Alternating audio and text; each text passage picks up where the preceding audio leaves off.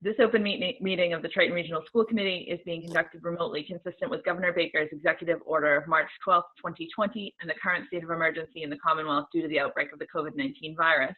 In order to mitigate the transmission of the virus, we have been advised and directed by the Commonwealth to suspend public gatherings, and as such, the Governor's order suspends the requirement of the open meeting law to have all meetings in a publicly accessible physical location.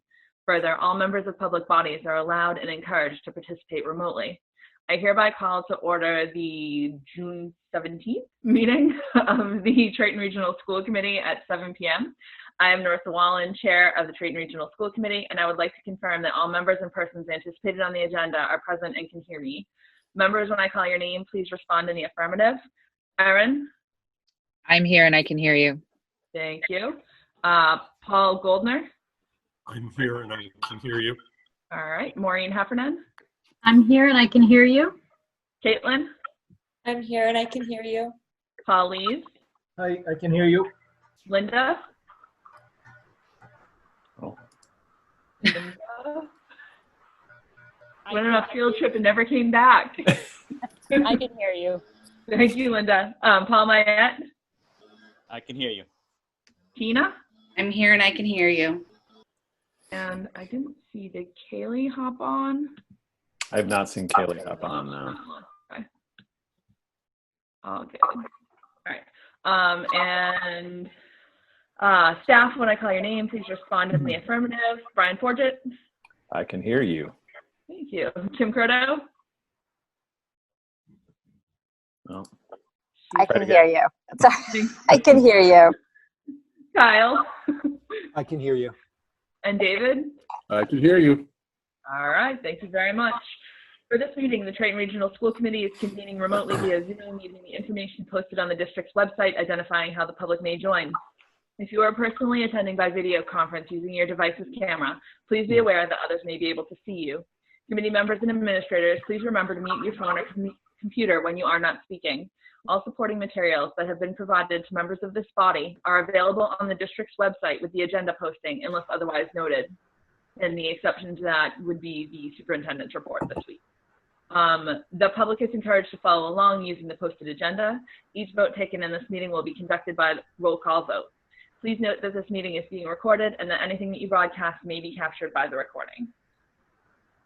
All right, so now that we have the tough stuff done, we've called the meeting to order. I would normally at this time of the year be thanking the committee for allowing me to serve as chair for the past year, and we'd be kind of going into this, I'd say the cruising period over summer months.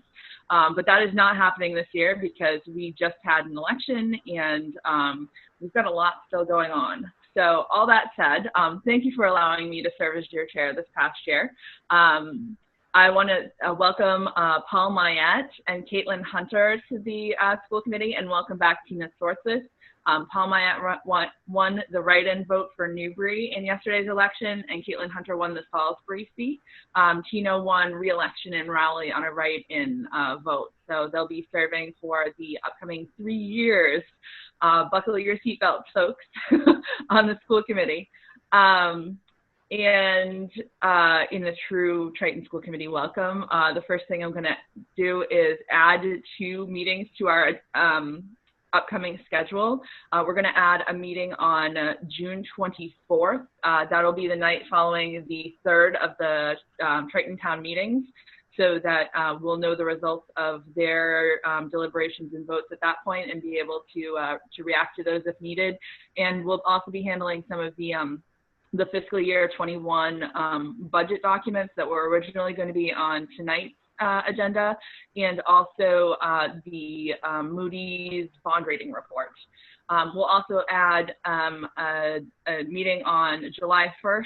We should have the initial documents, I guess they'll probably be. I'm not sure what we're going to be expecting, but the Mass House is required to have their initial set of budget information ready by July 1st. So we'll be able to have a first look on what we might be able to expect out of the state budget this year, because again, we'll need to adjust accordingly as time goes on.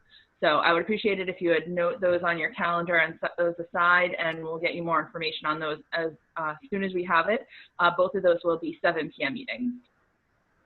I don't know, I don't think anybody else had the honor of attending, but the Triton graduation was last Saturday, and I have to say I have not heard one negative comment, which, given that we put the residents of Salisbury Beach through, I think, 3 hours of pretty much constant beeping, I was expecting to hear something, but apparently it all went well and everybody was happy with it.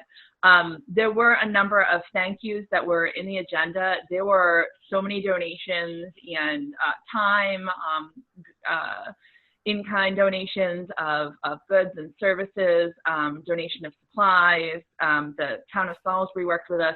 And I just wanted to read quickly, because we don't usually acknowledge donations for events, but I wanted to read quickly through the thank yous that were included in the program for the graduation, because I mean, it was, I think, above and beyond what I've seen for other area graduations. And a lot of that is due to the people that just stepped in and said, how can I help?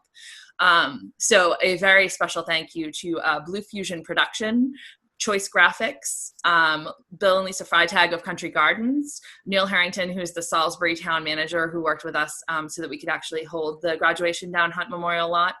The Institution for Savings, Jack Morris, who's the Salisbury health agent, this Newbury Elementary PTA, the Newbury Police, the parent and volunteers that stepped forward, the Pine Grove PTA, Sophie Proctor, who's actually a Triton alumni who came back and did photography throughout the day. The Raleigh Police, the Salisbury Board of Selectmen, the Salisbury Department of Public Works, the Salisbury Elementary PTA, the Salisbury Police, SPS of New England Incorporated, Sullivan Studios, who did the formal portraits. They're actually on site. TCS Communications, Tempo, Todd Farm, who allowed us to stage the start of the massive parade that stretched through all 3 towns at their flea market lot. Triton Education Foundation, the Triton High School teachers and staff who showed up, and Wolf Hill Home and Garden Center. And I think by far the biggest thanks to, because it was a massive undertaking that in May, I don't think we knew quite what it was going to look like. And then it formed up so very quickly. A huge thank you to Patrick Kelly, the high school principal, to Megan Ober, the head of guidance, and everyone that works under the 2 of them, because it was a massive effort.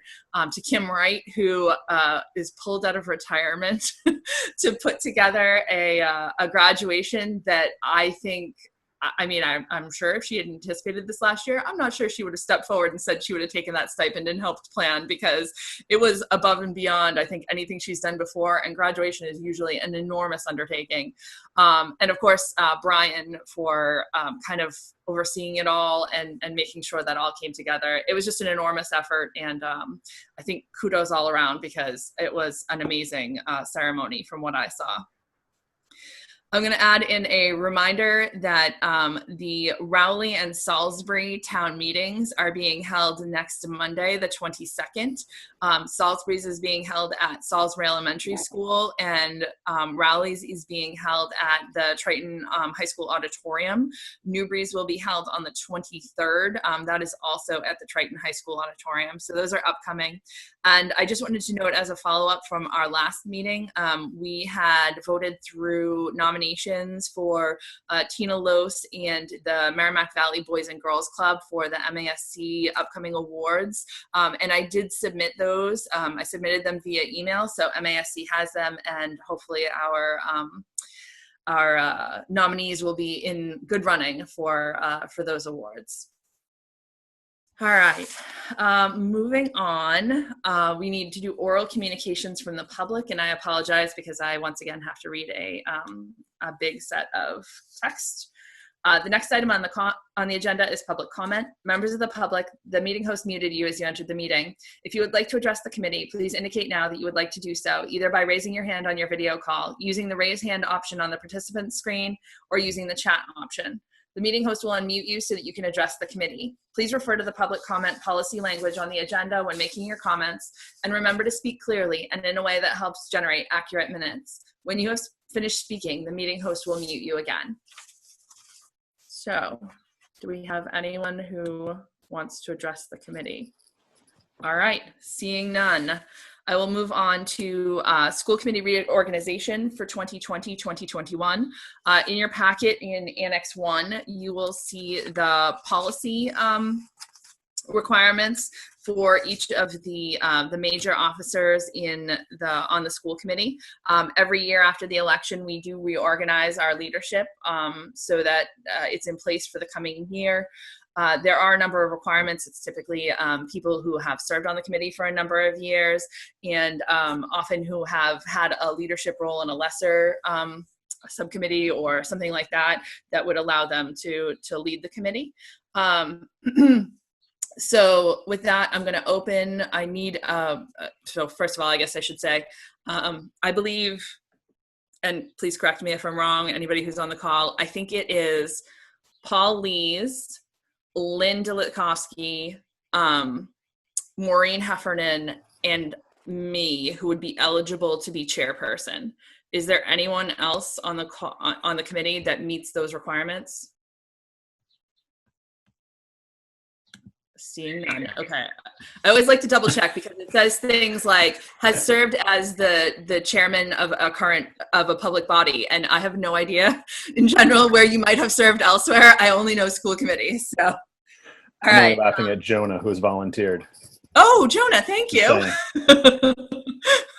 I appreciate that. I think there are times when whoever is chairing would probably happily hand that role over to someone else. Can I get a motion to appoint a chairperson, please?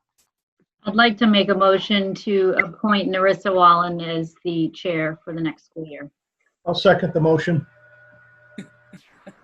All right. Any discussion?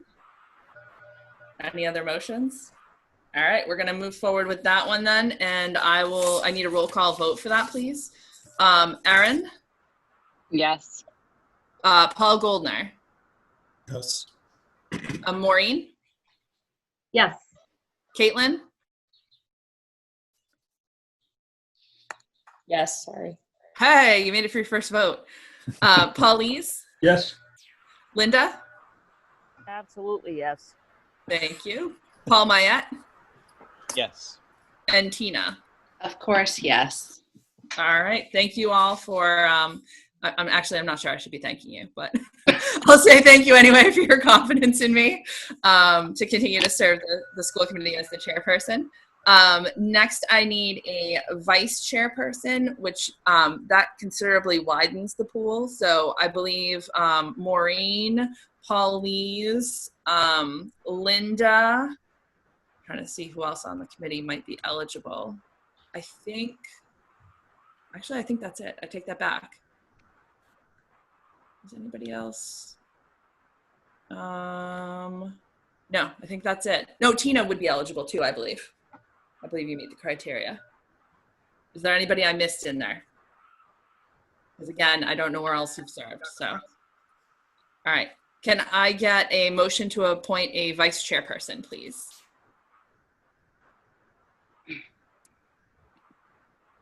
I'll make a motion to appoint Maureen Heffernan as vice chair. I'll second the motion. Paul is already doing the second. Pause and think about that a little bit, or any discussion or any other motions? All right, I need a roll call vote, please, to confirm the vice chairperson. Erin? Yes. Paul Goldner? Yes. Maureen? Yes. Caitlin? Yes. Paulise? Yes. Linda? Yes. Paul Mayette? Yes. And Tina? Yes. All right, and I'm a yes as well. So congratulations, Maureen, on being vice chair again this year. And lastly, I need a motion to appoint a secretary. The secretary, I believe any of the members who were not newly elected this year would be eligible to serve as secretary to the school committee. So I'll take nominations. And I should say this was a position formerly held by Dina Sullivan, who recently retired. And as much as some people could probably try and live up to Dina's color-coded binder and and very, very meticulous notes, it's going to be hard to live up to, but you know, it's something to aspire to. I will make a motion to appoint Tina to be the secretary. I'll Yeah. second it. All right. There was some I'm hoping- conspiring there. I don't know. That happened way too smoothly. Tina, I'm going to assume you're okay with that just before we move on, because I know Yeah. you haven't been a secretary before. Okay. Yes, Thank I you. guess it's time. Thanks, guys. Any discussion or any further motions before I move on? All right, I need a roll call vote, and I apologize. I have no idea why I turned green. So, Erin, Yes. Paul Goldner. We lose Paul Goldner. He's there. He's frozen, I think. Frozen. Okay, we'll come back to him. Maureen, Yes. Caitlin, Yes. Paulise, Yes. Linda, Yes. Paul Mayette, Yes. Tina, Sure. Yeah, I mean, yes. yes, and Paul Goldner is a yes in the chat as well. Apparently, he's only frozen on the screen, not in the chat. So he voted yes on that as well. So congratulations, Tina, on becoming the secretary for the year. And I'm sure Tina will be watching and hopefully approving of everything that you do. I'm going to have to take her out to dinner. Yes, or something. Well, that's allowed. Yeah. All right. Moving on to item B, subcommittee membership. So traditionally what we've done at this time of the year is I have asked for committee members' preferences on where they want to serve on a subcommittee. We are in a bit of an unusual situation this year, and I have I think, unique proposal for the school committee. So as you know, we've already started talking to our unions as we became aware of the budget issues that we are likely to be facing this year. Those conversations are already ongoing, and Dina had sat on that committee previously. So it had been Dina, Paulise, and Maureen Heffernan. Ideally, we'd like to have those conversations be ongoing with one steady group of people. So I don't want to either have it move forward with two people and then add a third in a month, or put an interim person in there and then have to swap that person out. My proposal this year is that we would move Paul Goldner into the empty seat on that subcommittee. So personnel and negotiations would be Paulise, Paul Goldner, and Maureen, and that would continue until September. It would leave two open positions, one on finance and one on policy and advocacy. So my suggestion would be to move Paul Mayette and Caitlin into those two positions, leave the other two subcommittees as they are until September. At that time, hopefully, everything with PNN will be kind of at that period of stasis where we normally are right now, and we would be more easily able to switch committee members on those subcommittees.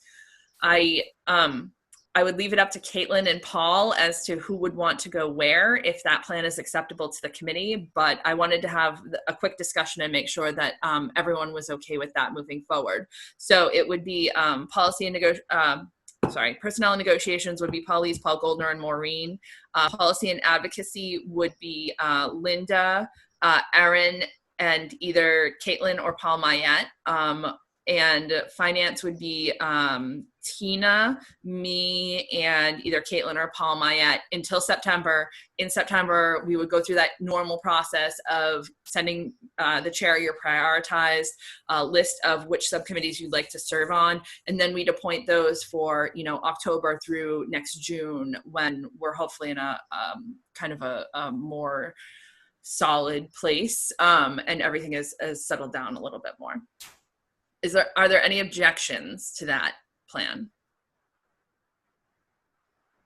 All right, seeing none, I'm going to put Caitlin and Paul Mayette on the spot as the new committee members and ask who wants to go down finance and who wants to go on policy and advocacy.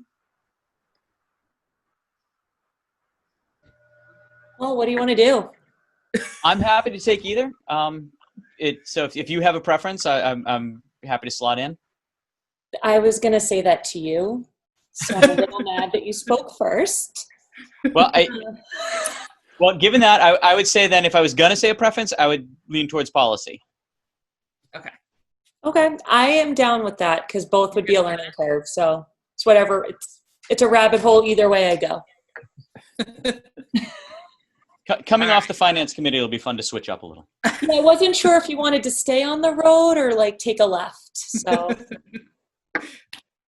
All right. So can I get a motion then to appoint the Personnel and Negotiation Subcommittee as Paulise, Paul Goldner, and Maureen, the Finance Subcommittee as Tina, Caitlin, and me, and Policy and Advocacy as Linda, Erin, and Paul Mayette until September. I'll I'll make make the that motion. motion. I'll second. Was that Maureen was the motion? I didn't even catch who the other person was who was talking. I'm sorry. All right, Maureen was a motion. I'm going to take it, and Erin was the second. Okay. I need a roll call. Any discussion? And I need a roll call vote on this, please. So, Erin, Yes. Paul Goldner, Yes. Maureen, Yes. Caitlin, yes. Paulise, Yes. Linda, Yes. Paul Mayette, Yes. and Tina. Yes. And I'm a yes as well. So, so those committees will meet.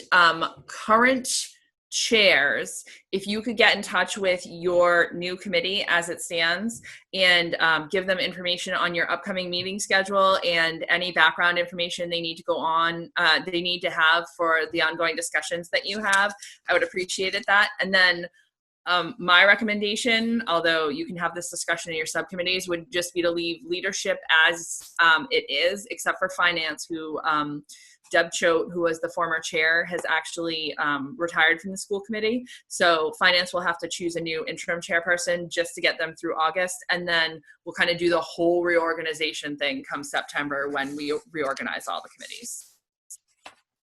So I'll rely on Linda and Paul Lees, at least, to bring people up to speed on PNN and PNA.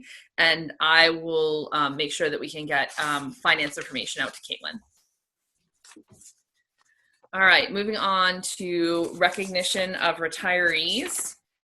So we typically have invited retirees to our meetings so that we're able to honor them. Unfortunately, with the pandemic this year, we're not able to do that. So I just wanted to read aloud the years of service. And then I think, Brian, did you want to say a couple of words about retirement? Yeah, I was actually wondering if we should take 7. We have the certificate winners here. Absolutely. We'll Should have come done back that to earlier. And I know. Yeah. If we take, is that okay to take that out of order? Yes, that's fine. We just had to reorganize. That was the thing we had to do. So we'll move it on to Superintendent Certificates of Academic Excellence, and I will bump it to you, Brian. Okay, so we have on the call, and I'm not sure where they are on your screen, but Sophia Dixon and Jonah Bird. Wave. Hi. There they are. So they already obviously know that they won this award.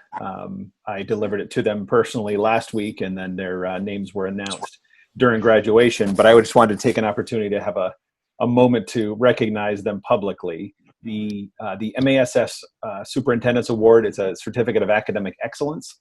It is eligible to those in the top 10%. MASS likes it to be all about academics. I prefer to take a more holistic approach and look at it from the perspective of the whole student and what they've contributed to the school. So both Sophia and Jonah certainly have excelled academically, both in the top 10%. Both are very high achieving, but more than that, you know, as I've written here, you know, our district vision talks about fostering engaged, successful, responsible, and resilient young women and men who are well prepared to go into the world as ethical, empathetic, and contributing citizens. So I personally believe that while academics are paramount, Obviously, if I was a superintendent and didn't believe that, they would be a problem. But I think it's as much about what a student does for and with the school. So both Sophia and Jonah have been massive contributors to the school through their 4 years at Triton High School. Sophia being involved heavily in environmental leadership at the school. Jonah's a class officer, but the two of them collectively contributed a great deal. So I just wanted to take this moment to bring them both here sorry that you had to wait a half hour for 30 seconds of fame, but just to have an opportunity to publicly recognize them on camera, on a recording, and to just be able to say congratulations to the two of you. I appreciate both of you for what you've done during your time at Triton. Certainly when we look at students that spend 13 years with us, there are those who do school, and then there are those who take every advantage of the opportunities in the district. And so the two of you have been outstanding in that regard. And I thank you for what you brought to the district and the schools and what you leave behind. So Sophia's headed off to the University of Arizona in the fall, and Jonah's headed off to Lehigh University. So when you leave, go well and succeed. And we can't wait to hear the great stories of your success in the future. So congratulations to Thank you so much. Yes, thank you so much. Did you want opportunities for speeches, or is this just thank you and goodbye? No, absolutely. Jonas, you one chance to talk. I don't have to speak. Right. Yeah, wasn't expecting that. Thank That's you, right. though. That's okay. Thank you.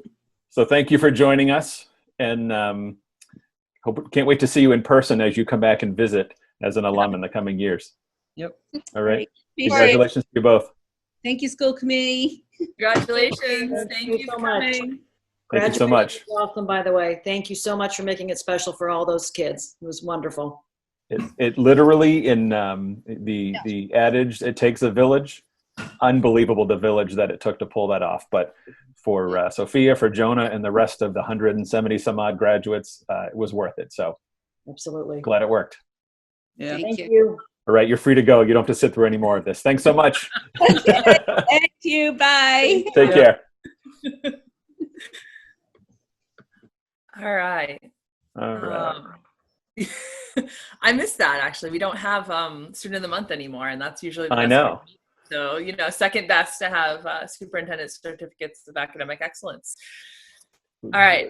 Moving back to recognition of retirees. Yeah. I guess, do you want to go ahead, Brian? I mean, Sure. If you add up the years on this list, it's almost 400 years, 400, almost 400 years of collective service from this year's retiring class. So the list includes Melanie Babendreyer, who's a middle school teacher. She was with us for 25 years. Donna Castantini, Salisbury elementary teacher, 39 years of service. Tim Coyle, high school teacher, 26 years. Andrea Cutter, Pine Grove, 17 years. Deb Dennehy, Salisbury elementary teacher, 18 years. Lois Freeman, music teacher from Pine Grove, 14 years. Gail Gallant, an instructional assistant at Newbury Elementary School, and yes, that's correct, 43 years. amazing. Lori Kelly, physical therapist district-wide for 13 years. Chris Nealand, who you've seen I've shared information with you about in regards to our plans for her replacement. Christine has been here for 29 and a half years. Janice Kovach, high school teacher for 20 years. Fred McCaskill, another high school assistant, instructional assistants, 42 and a half years. Patty Morelli, who retired back in November, was here for 26 years. Laura Savy, Salisbury teacher for 18 years. Jen Sheets, another Salisbury elementary teacher for 37 years. And Nancy Sekurgis, who is a social worker currently at the middle school, and she's been with us for 26 years. So this is an elite group with an amazing dedication to our school and our students over the past 43 years, which is amazing to have people on a list with that many years of service. So normally we would have had a retirement party in May. So we are hopeful that we will have an opportunity to have that party in the fall. Shall remain to be seen what we can pull off, but the plan now is there's always a district gift that's provided, and the Triton Teachers Association co-hosts a party, and so we pushed that to the fall. We did not cancel it, and so there are a couple retirees that are moving out of the area, and so we'll coordinate to get them their gifts. But other than that, we're hopeful that people stick around and show back up to be celebrated in the fall. And I should add too, I usually handwrite cards, thank you cards, to all the retirees on behalf of the school committee. So they do get something officially from us, thanking them for their service. And I just thought it was nice today because, I guess some people retire and they leave the job behind. And I actually had a message from Shirley Faulkner today asking if if I could please send her the list of where all the students are going after graduation, because she's still holding all those students close to her heart, even though she's been retired. And she just likes to kind of have an idea of where they're going because she still misses them and enjoys the time that she spent with them. So it's always nice when things like that happen. Absolutely. All right, moving on to the consent agenda. So for new committee members, what we traditionally do is when we have things that are kind of, I would call them run-of-the-mill, things that are happening every meeting, like the acceptance of minutes, we do them all in one big batch called the consent agenda. You do have the ability to ask to pull any of those items, and then we'll handle that later in the meeting. And that's typically because there are minutes that you had a question on, or it could be there's something included in there that you just didn't understand. So that is an option, but we typically take the consent agenda in one motion. We do have one donation to acknowledge today. That is the Weston Donor Family Fund. They donated $10,000 to be used as needed to assist with keeping students connected during the pandemic closure. And you'll see the acceptance form from the district included in your packet with more additional information on that. Can I get a motion to approve the consent agenda, please? I'll make that motion. Thank you, Maureen. Second. Was that Paul Goldner? Yes. Yes. Okay, thanks. All right. And any further discussion? All right. I need a roll call vote, please. Erin? Yes. Paul Goldner? Yes. Maureen? Yes. Caitlin? Yes. Paulise? Yes. Linda? Yes.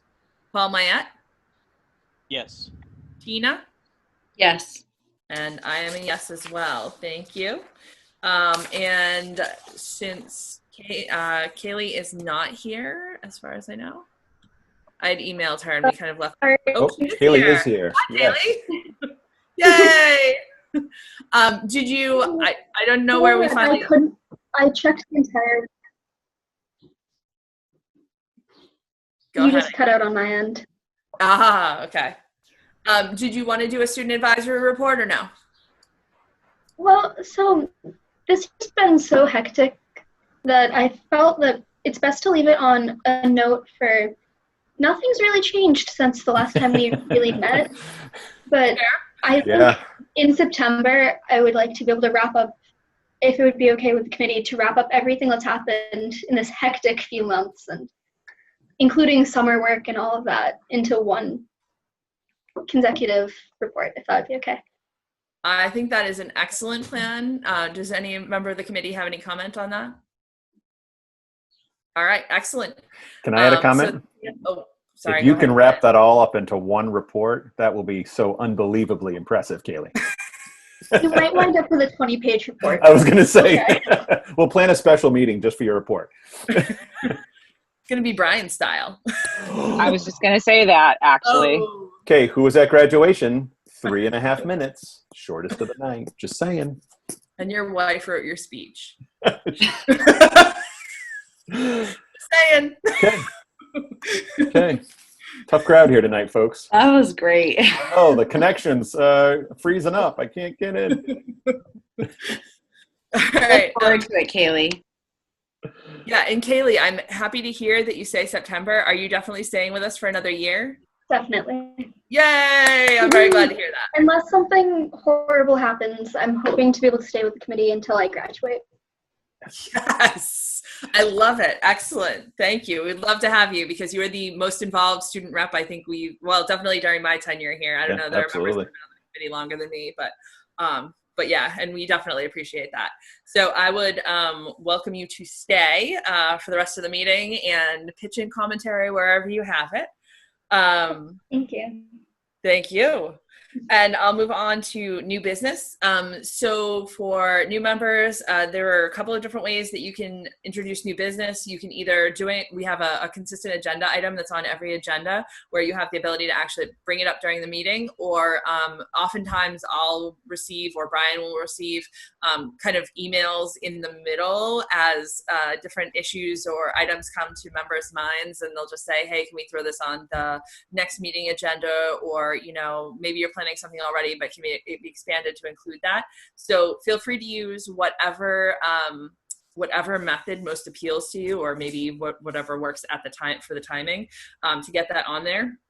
If you're going to communicate things ahead of time and ask us to put it on the agenda, we typically need it by like the Tuesday or Wednesday before the week of the meeting, so that we can get that on the agenda, get any backup annex that's required. And typically we try to have the agenda out by that Friday for the following Wednesday, so that all the members have ample time to be able to review that.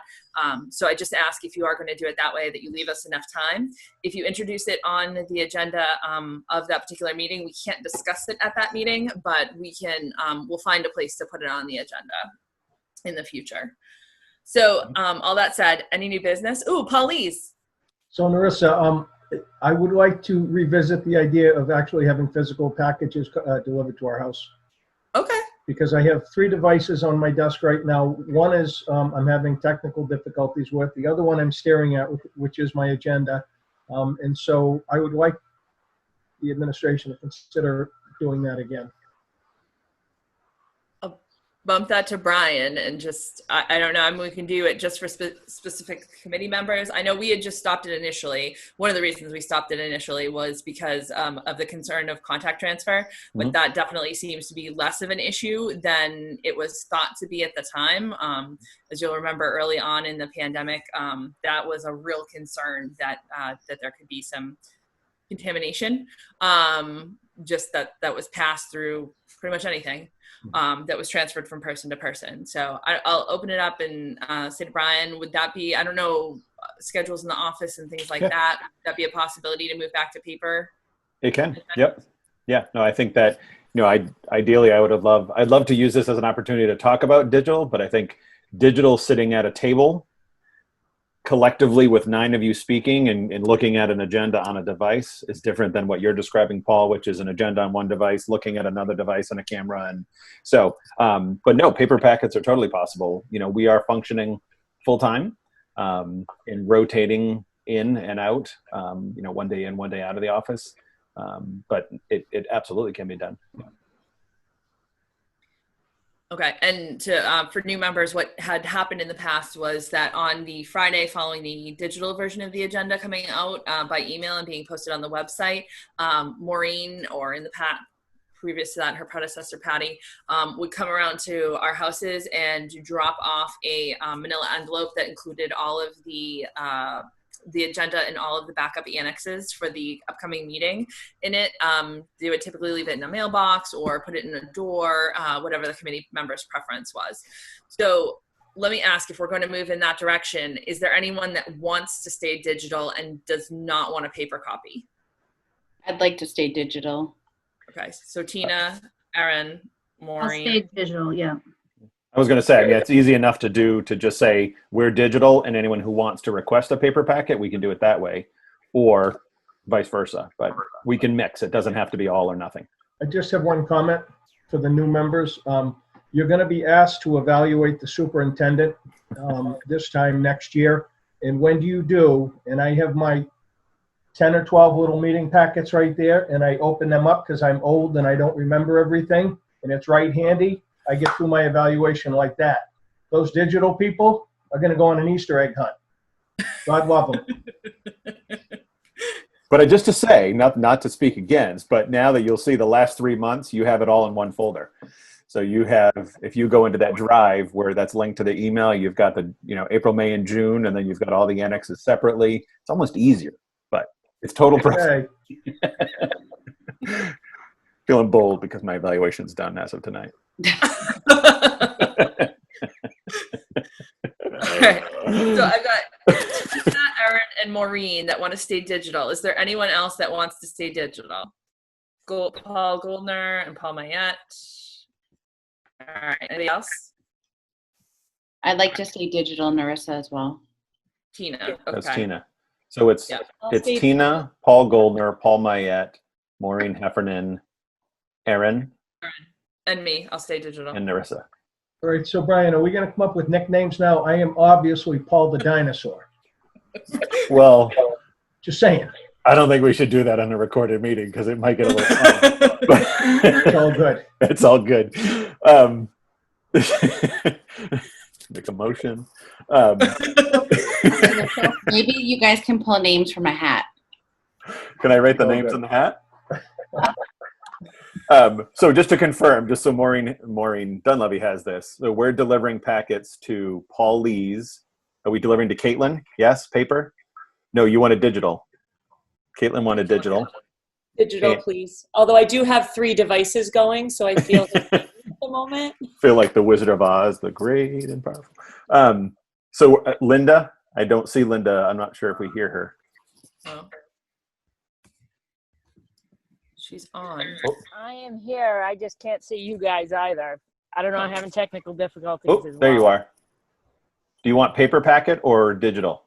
I like paper packet. I like to touch my papers. Okay. And write on them. So Maureen Dunleavy, we're going to deliver packets to Paul and Linda. Everyone else is staying digital, right? Did we get that right? Paul Lees. Paul Lees. Paul Lees, sorry, Paul the third. Paul the first. Sorry, Paul the first. You know what? You can put me on digital too, because I can print mine out myself. So that'll be fine. We're very happy to deliver. No, that's fine. And we're just going to make it's only Paul. I know Paul's okay with that. Okay, Okay. you sure, Linda? I'll chat with Linda. We'll figure it out. All right. All right. Thank you, Paul. Paul Lees. Any other new business? I had one thing I just wanted to mention or ask. I know, Brian, you're giving an update next on COVID-19 closings, so you might discuss it, but is there a way that we can get an update about athletics for the fall? You know, I have a high school athlete that, you know, plays a fall sport, and I'm getting a lot of questions from parents wondering if there's a plan yet, how that will be communicated, and so if we could just maybe address it at a meeting or address it in one of your, you know, your reports. I will address that in minutes. That's what I figured. I just wanted to make sure. Thank you. Thanks, Maureen. Any other new business? All right. Seeing none, we will move on to reports and deliberations. The COVID-19 update, closing of current year, and plans for September, please, Brian. All right. To quote Kaylee moments ago, not a whole lot has changed. So unfortunately, we are still in a waiting pattern. This is, Kim and I were on a call now, Kim, 2.5 weeks ago, and there was a lot of insinuating, and there was a lot of suggesting, and it was, you know, it was described as providing information so we could kind of get a head start on our planning. That information leaked out, and now you've seen it all over the media with the 10 students per class, and kids have to have masks, and all of those details, and obviously, saying it blew up is an understatement. So we had a call last week with the commissioner. Literally sworn to secrecy in regards to what it might look like. But the reality is there's not a whole lot of clarity. 2.5 weeks ago, I was very, very certain that we would have it be a directive, that we would not have a choice. It would be, this is what you're going to do. Last week's call, I got the sense there might be a little bit more flexibility. So we continue to monitor that.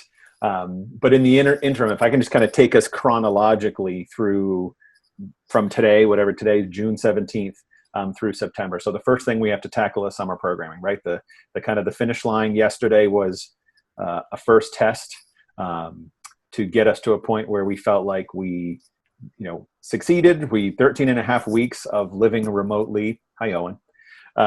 living remotely. And we made it to the finish line yesterday, a huge, and I said that in the email, my little video message. I mean, I literally can't say thank you enough to everyone. I mean, this was absolutely a village effort. The teachers did amazing work. Students did amazing work. Parents did amazing teaching.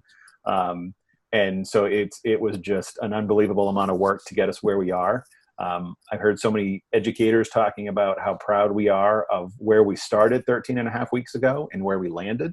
On that Monday, the 16th of March, when we were all of a sudden remote, literally no one knew which way was up. So it was a lot of work by a lot of people. And I certainly, Kim Croto was pivotal in making this all happen. She has spent just hours and weeks of her life with her and Anna that they just won't get back, as far as coordinating and just making sure that what we do every day in a classroom was happening to some degree digitally. It certainly wasn't the same. It will never be the same, right? We're in a human services business. We work with humans. So it's not the same when you're remote, but thank you to Kim and, everyone that she helped coordinate with to make this as seamless as it possibly could be. So we hit the finish line yesterday. Awesome. Already feels like we're on to the next task. So the summer is the next question. We still do not have confirmed guidance from the Department of Ed, just to be clear on that. We are expecting that by June 22nd, which is next Friday, Tuesday, Monday, Tuesday, Monday. So we're supposed to have it in writing, specifically what we can and cannot do officially for summer special education program. Dave McGee, who is, I'm not sure if he's still with us, he just unmuted, so he's here, his camera's not working, has been involved in this heavily. Russell Johnston from the Department of Ed has been having weekly phone calls. As time has gone on, it's gotten less and less restrictive. I assume that's the Department of Ed reacting to folks who are saying, we just need our kids back in school, in programs, what have you. I would say, I know Dave had a meeting with the CPAC tonight and said it was an incredibly positive group. It's a growing number. And I think by and large, parents have understood that even students that have the most diverse and severe needs, everyone is doing the absolute best they can. So at this point, we are assuming an entirely remote summer program. The Department of Ed, at its latest kind of dribbles of actual information, are suggesting that we try, for the most severe students, we do try to offer some in-person services. The collaboratives, North Shore Consortium, CREST, of which we are both a member, are offering services over the summer. Obviously, the students who are in those programs are more severe.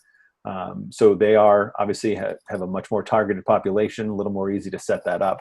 So, a lot of my conversations with Dave, it's been kind of waiting to make a final call, but we're communicating with parents now that it is going to be a largely remote. The assumption is it's a remote extended school year programming or extended school year program.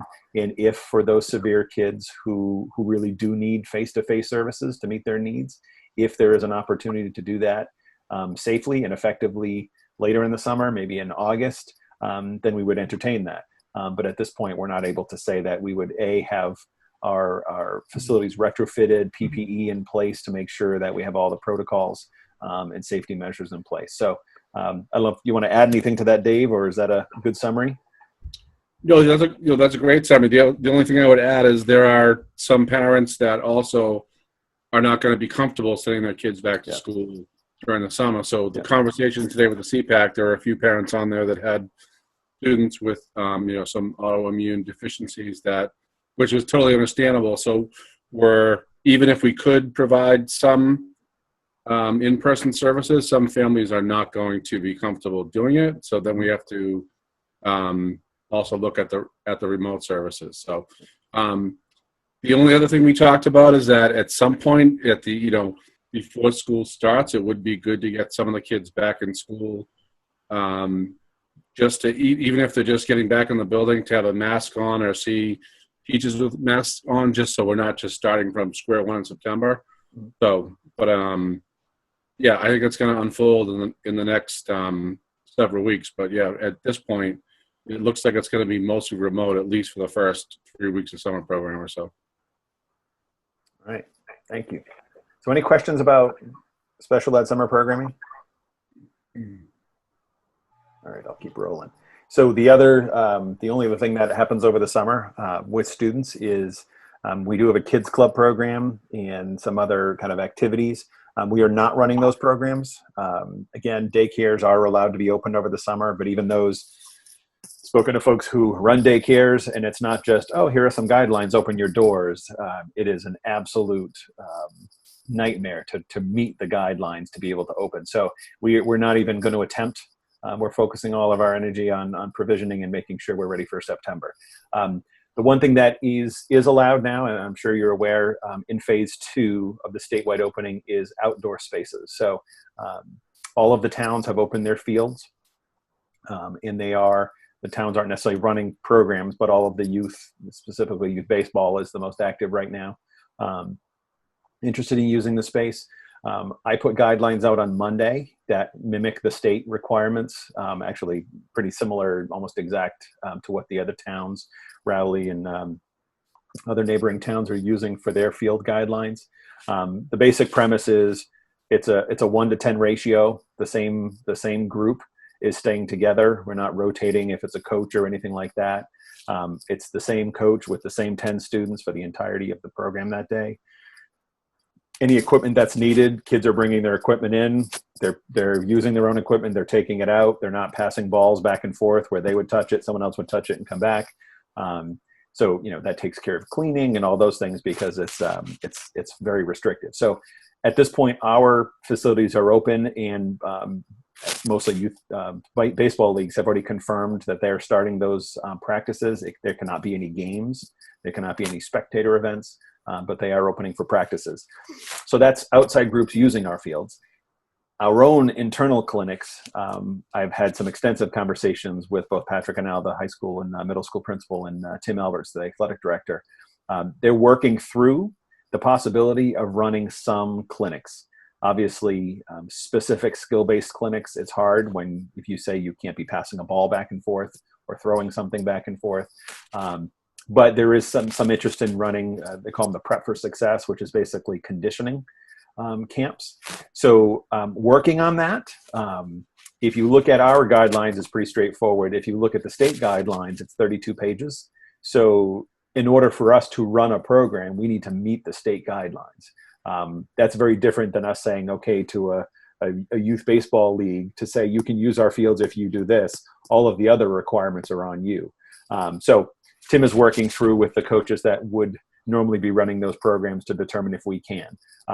I've said if it's allowable, if the coach can run it in a way that meets the guidelines, they're pretty strict guidelines. You have to have independent health, someone, and not a nurse, but someone who is monitoring for illness. You have to have someone who's monitoring the group sizes and that folks aren't moving between groups. So it's pretty prohibitive. So I'm not confident it will happen, but working towards that so that our own students would have an opportunity to participate in those programs. And as I've spoken to some of you and many parents, that students are just looking to re-engage, to find, connect with friends, better to have them on a field doing exercise in a controlled environment than hanging out down at the playground where they won't necessarily be controlled. So looking to do that, aren't yet convinced we can do it in a safe way. So that's a work in progress. So that's pretty much it for summertime. The other thing we're currently working on is provisioning for PPE. Chris Walsh has worked with Northern Glass based out of Ipswich, who actually has the contract for the town of Ipswich, their schools, that they've done the town of Raleigh. We're working with them now for all of our schools to put, I'll call them sneeze guards. I think there's probably a better term, but basically, tempered glass panels at all of the in all the offices where the public comes in and makes a first point of contact. So more of a transaction top. So we're putting that into place now. That's in motion. I know Chris has quotes and has been chatting with Kyle, who's getting back in the saddle. So we even said that publicly on camera to say congratulations to Kyle and Ryan on the birth of their son, Tyler. Thank you very much. Round of applause. He's been literally awake for 2 weeks without sleeping once. Looking good, looking good. So that's in the process. That would be the point of contact anywhere where the public is coming in. So that's into central office or into any of the 5 main offices. You'll see that very doctor's office look going up. And we're, just so you know, we chose to do it right. We're going to use tempered glass because I'm sure you've been to places where they've got, like kind of Lexan, and after a couple times it's all scratched up and it looks like, all cattywampus. So this is going to be tempered glass. It's going to look nice. And the assumption is it's going to be there for some time to come as we deal with this crisis. So that's a work in progress. The other piece is PPE. I know you've, if you haven't heard about this, I'm not sure where you're living, but the discussion about the cost of PPE, which was one of the things in the guidance, the information that was shared was we need to have 1 mask for every employee for every day, and we need to provide 1 mask for every student per week, 1 per week. That's with the assumption that students have to come to school with a mask on. We're providing them a mask if they don't have a mask.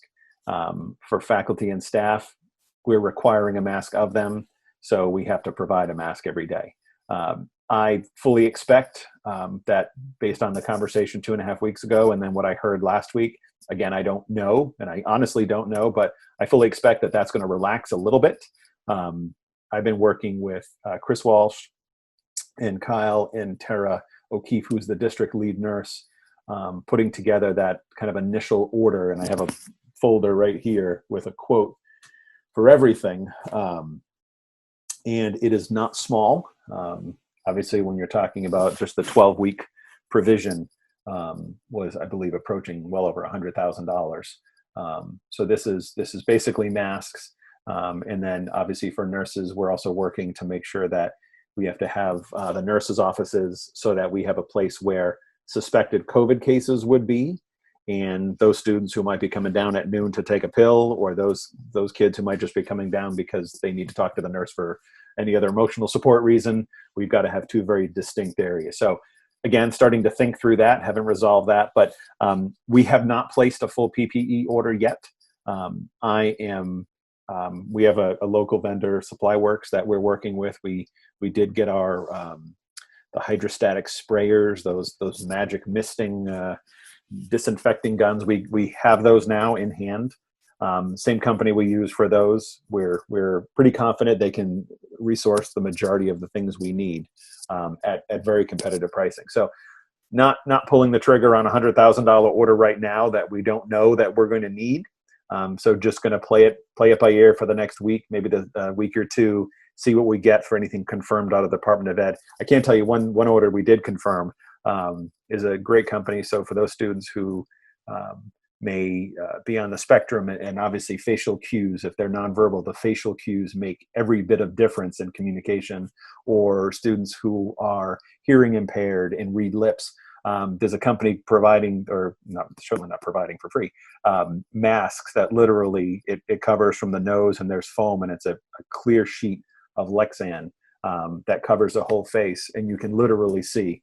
You can see facial expressions and emotion and read lips. So we did put in an order. There's about 7 districts they're a little more expensive. They're about $2.60 a piece.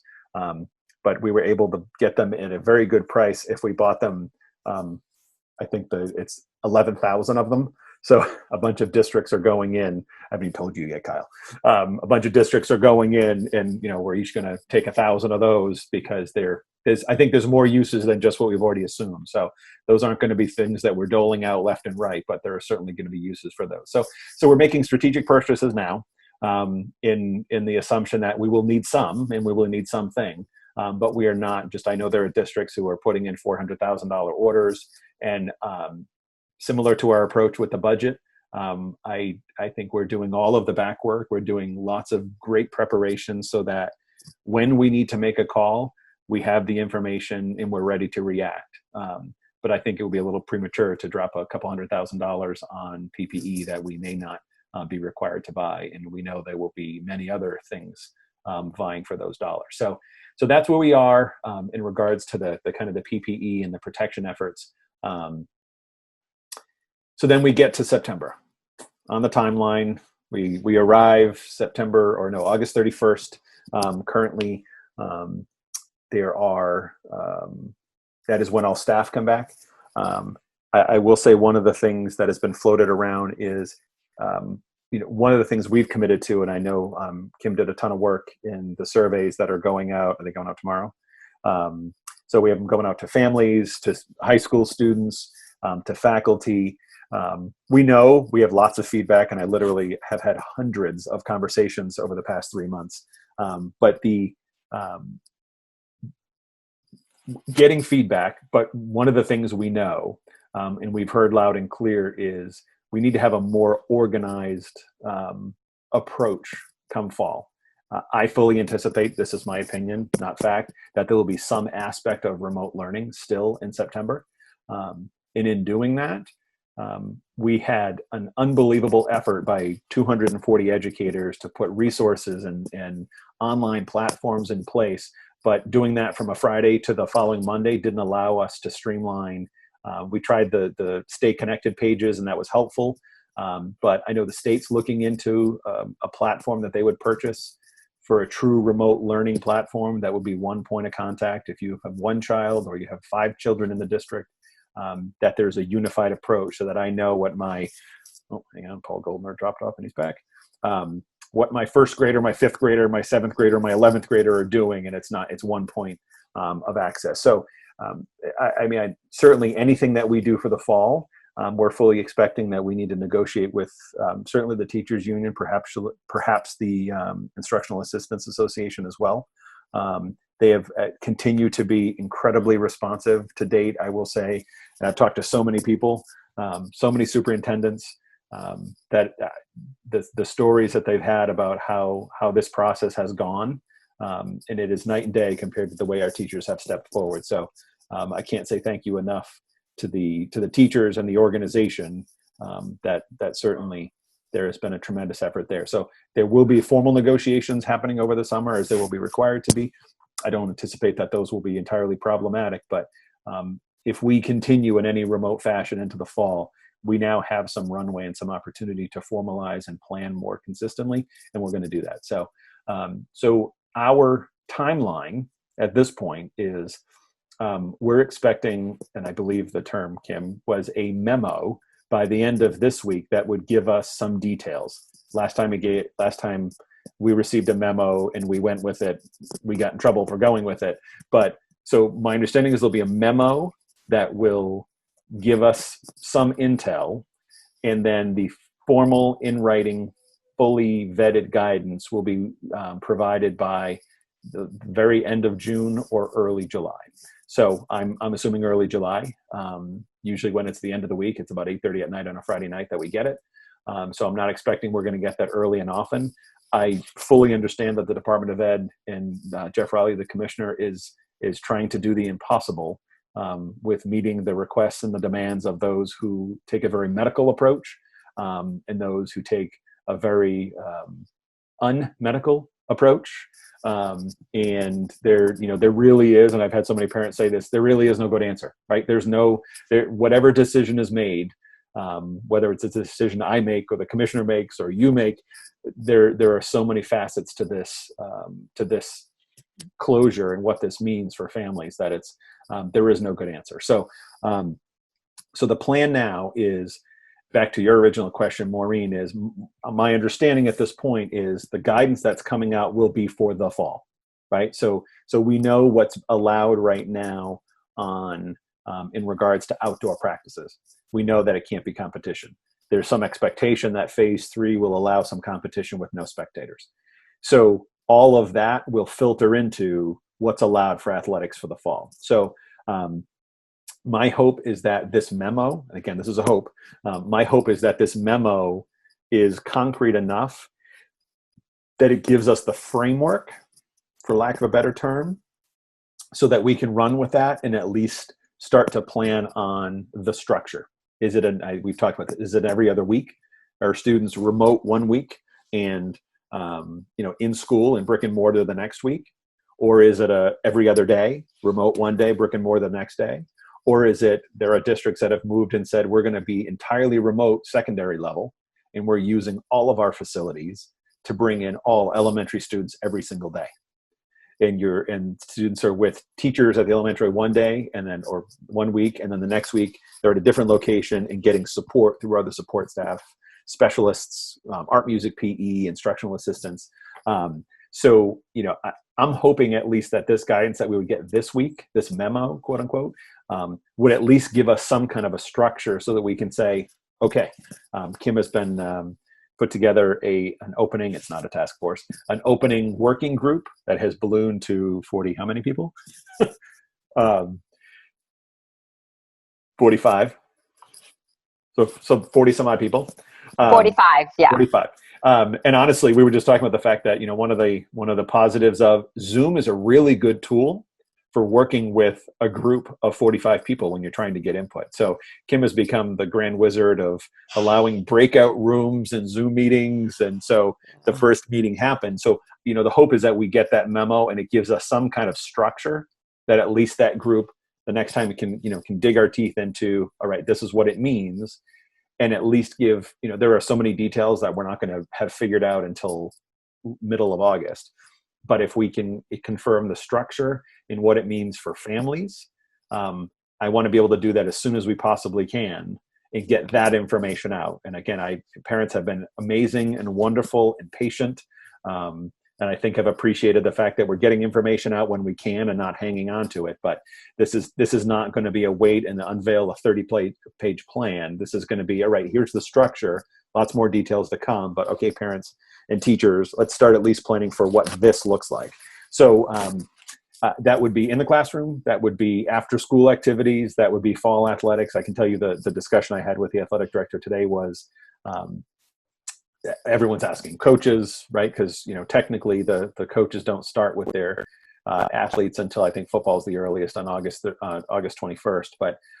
But things happen, right? Coaches meet with students, coaches talk to students. They can't hold formal practices, but they're prepping. They're spending a lot of time connecting with students off season. So, we're still moving towards, I think there's going to be some type of season. I think the season will look different, but I think there will be a season.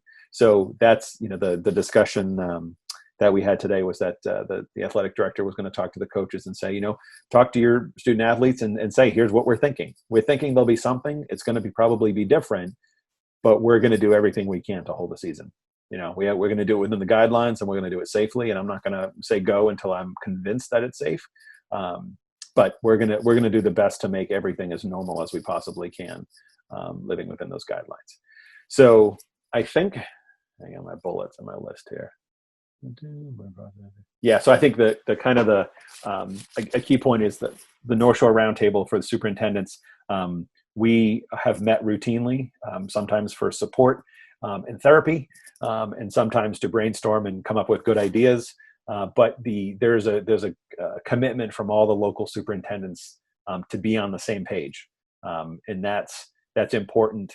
So that it's not Triton's doing one thing and Newburyport's doing a different thing. Ooh, I like Newburyport's better, and then causing problems here or choicing. So it's a matter of we need to kind of have a unified approach. Another, I believe, Paul II, had mentioned, there are so many families, so many educators who teach in our schools and have students reside in a different town in a neighboring town and have their kids in their school, or vice versa. They're, teaching in a different town and living in our district. So it's back to my point. We need to get families that information as soon as we possibly can. So families can start planning. So one of the things I'm hopeful is if we're going to need some time to train teachers, and right, technically the teachers' contract ended yesterday, so teachers are now home for the summer, well deserved. So when they return on the 31st, that doesn't give us a lot of runway to ramp up whatever work that we need to do. And as I said, I want to make sure that we're doing it well. We have time and we have opportunity here to plan. So I'm hopeful. There's been some hints thrown around about, the work year or the school year is 180 days requirement for students in the Commonwealth. I'm hopeful. There's been some chatter about potentially shortening that a couple days, and that would give, so the teacher work year would still be the same, but it would actually provide a couple other training days. And I don't know if that would mean students would start after Labor Day rather than before day, whatever it is, there'd be some flexibility there, so that we have ample time to put all the things that we agree. As I mentioned, if we're going to sit around the table and negotiate with the teachers about how we need to make this work, we need to give people time to come back and plan for that, so that when we launch, we're not launching on a Monday morning not knowing what we're doing. We're launching, to start a year off knowing fully well and feeling confident in what we're doing. So, that consistent kind of the moving parts are the budget and what does that bring, and then that guidance coming from the state.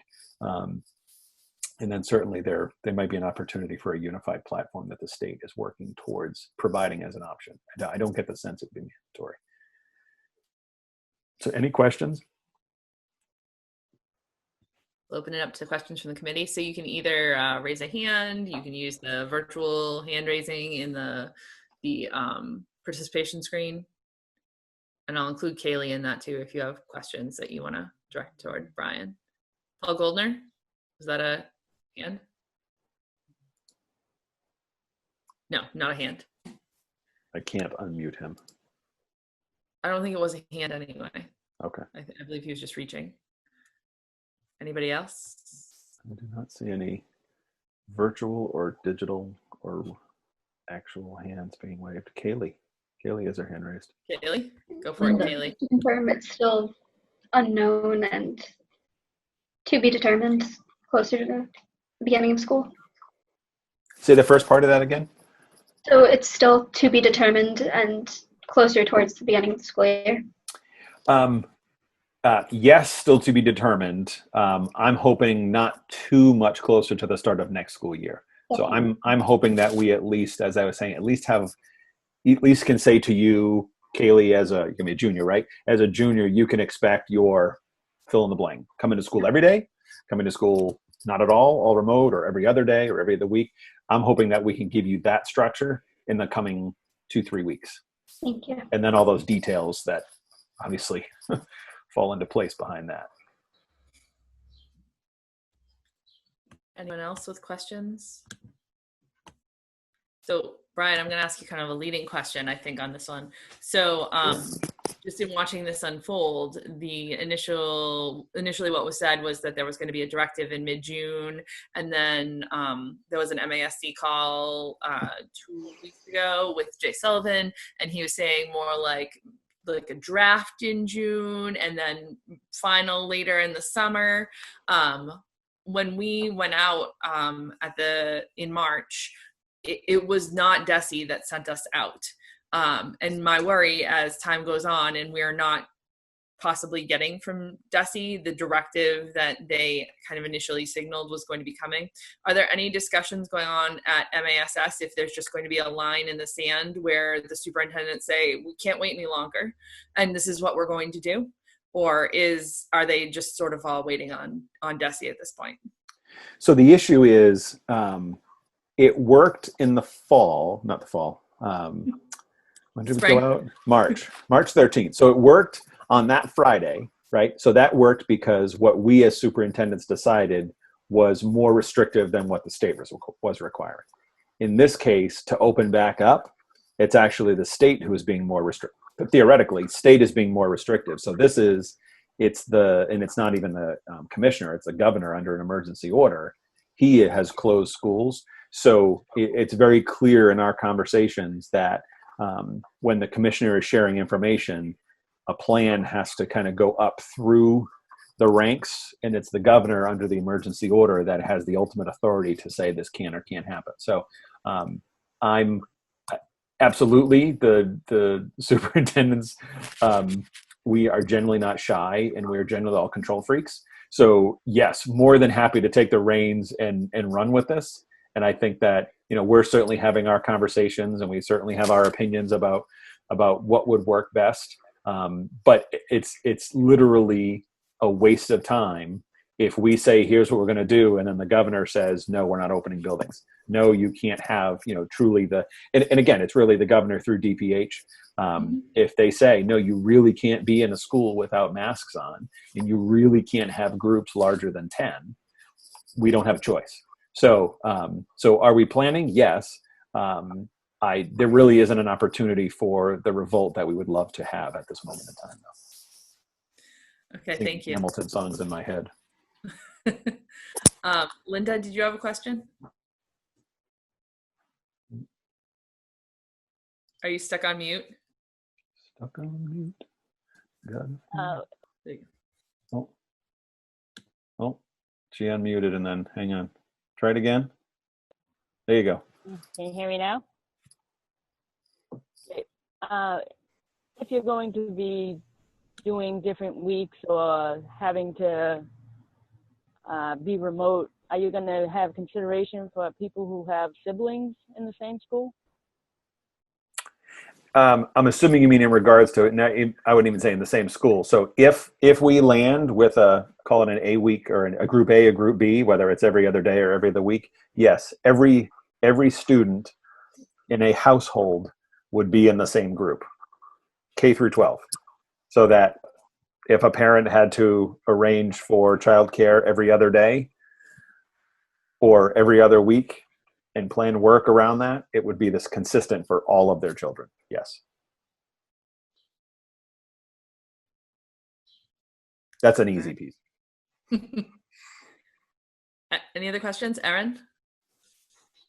Can you tell us your initial thoughts on what you're going to do based on staff that works for us that may have kids in other districts? So the issue becomes,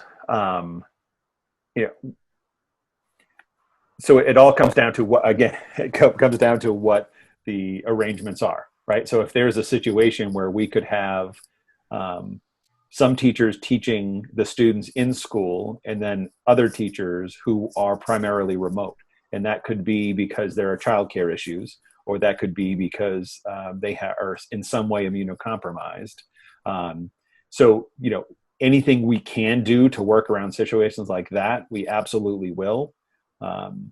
It doesn't work really neatly, so we will absolutely do our best to accommodate as best we can and still pull off education as we're required to do. So that would be the plan. And then, if it meant, coordinating with superintendents to say, hey, I have 10 teachers who have kids in your school. Can we make sure they're on whatever this week?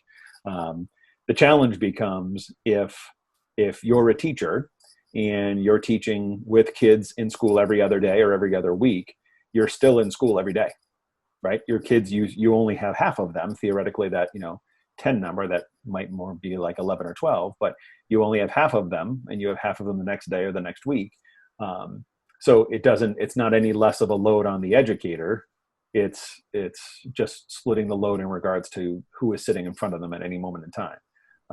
So there isn't a good solution there, but I can say we will absolutely commit to do everything we possibly can to accommodate that. Yeah. And then the issue, I touched on it. There are teachers who won't be able to work. And again, there has to be a documented reason why they wouldn't be able to be in. But there are absolutely folks who are immunocompromised and won't be able to be safely in on the job. All right. Paul Mayette, did you have a question? I was just curious, you mentioned the state talking about buying an online learning platform. That seemed to be the kind of hidden, most significant potential thing. Am I reading too much into that to think that if they're looking at that, that's their plan? You're such a teacher. Yes. I don't know. I know they have asked about interest. I don't get the sense it would be a mandated, hey, you're going Blackboard, you're going whatever, online system. But I certainly got the sense that there was actually a survey that Kim completed that it's lots of questions, very, very detailed questions, that my sense would be, it wouldn't be, hey, we're buying a platform and you're going to use it, but hey, we've procured 80% discount if you want to use this, and collectively you're a mass something, you're a mass subscriber and you can have access to that. So one of the questions was, is integration with Google Classroom mandatory? And certainly throughout this 13 and a half weeks, teachers have become more and more dependent on Google Classroom, at least in at Triton. I think there's mixed opinions for parents on Google Classroom, but I think that if all of your kids were in Google Classroom and it was easy to get to and we could find a way to manage that, that's a nice free way to do it. But if there's a platform that's genuinely designed to provide remote content and remote participation and remote reporting and remote everything, it's going to be worth the money to make sure that we're doing this well. Because lots of discussion about we continued learning, right? And everyone talks about the summer slide, and everyone's been talking about the COVID slide. So you have the COVID slide stacked up against the summer slide. We have a lot of work to do, and it's everyone across the country. So had lots of discussions with parents and saying, I don't want my child to be behind everyone else.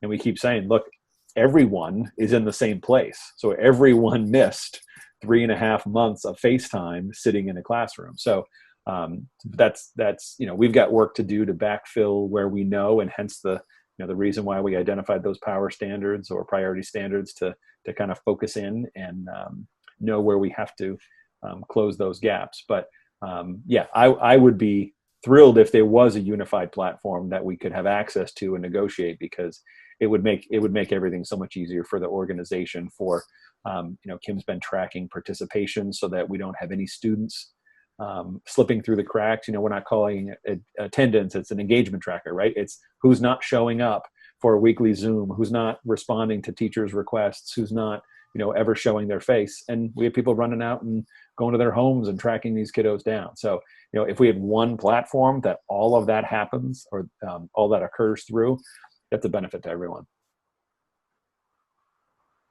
But I don't have anything concrete yet. But they're asking lots of questions, so it's certainly in the works. Yeah. Paulise? So Brian and Kim, I have a question on whether you are asking the building heads to speak with the teachers to find out preferences, who is compromised medically, who wants to go back in the classroom, who doesn't, who has children. Are those steps being taken now so that when a plan is put together, we know how to apportion our people? I can tell you, I have not formally asked the question yet. I don't want to ask a question that I can't respond to, right? So the reality is, if we don't have the ability to accommodate those, whatever the issue is, then, or at least I need the ability to say, here's what it's going to look like. It's the same thing with families. So if we know it's going to be an every other day or an every other week, and we can start planning for that, we can accommodate those. I will say that throughout this, most folks have been on and involved and invested. There's been a couple folks early on who had concerns, food services, and then got back in the saddle. Those folks, we're the nurses are well aware of those who are immunocompromised, and those who have concerns have come forward.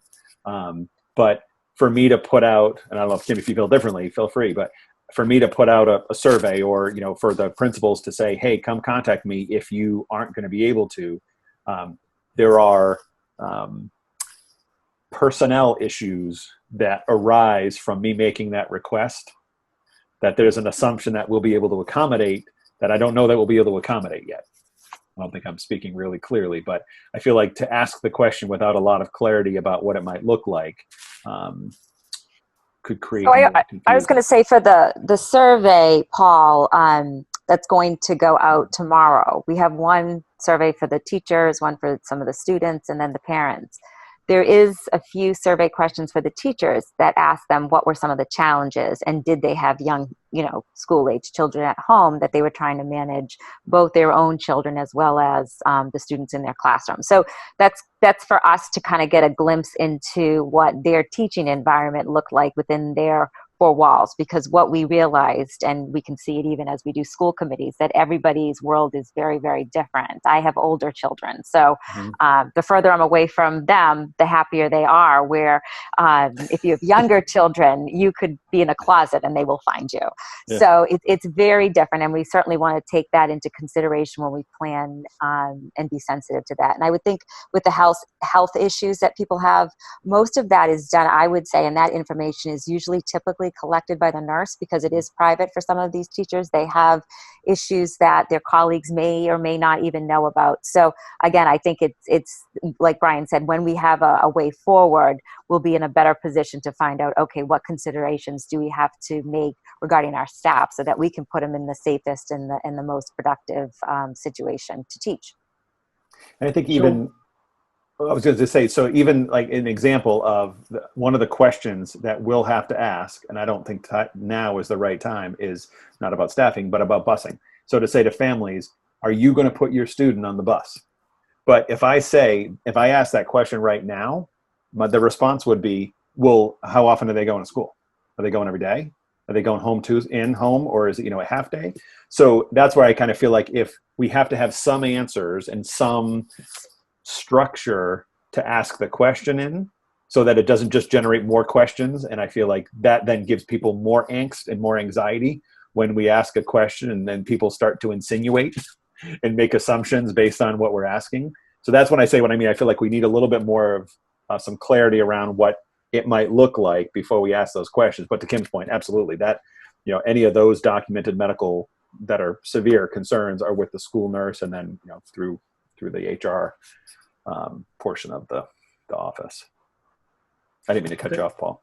So Narissa, I want to now be the skunk at the picnic and say that I would like to hold meetings in July and August so that we can get an update from the administration to find out what plans and what information are being brought. I know typically we don't meet during those times. And when I say August, not the August 26th date, I think we should meet early in the month in July as well. So because otherwise we're just going to come back in late August and we're not going to be a whole lot more knowledgeable as committee members than we are right now. Yeah, and I absolutely agree with that, Paul. I didn't want to schedule out past July 1st, and Brian and I have talked about this already too, because we even had looked ahead at, schedules down the road in later July. I don't know that we need to meet weekly after July 1st, but there will definitely be meetings in there so that we can keep tabs on everything going on.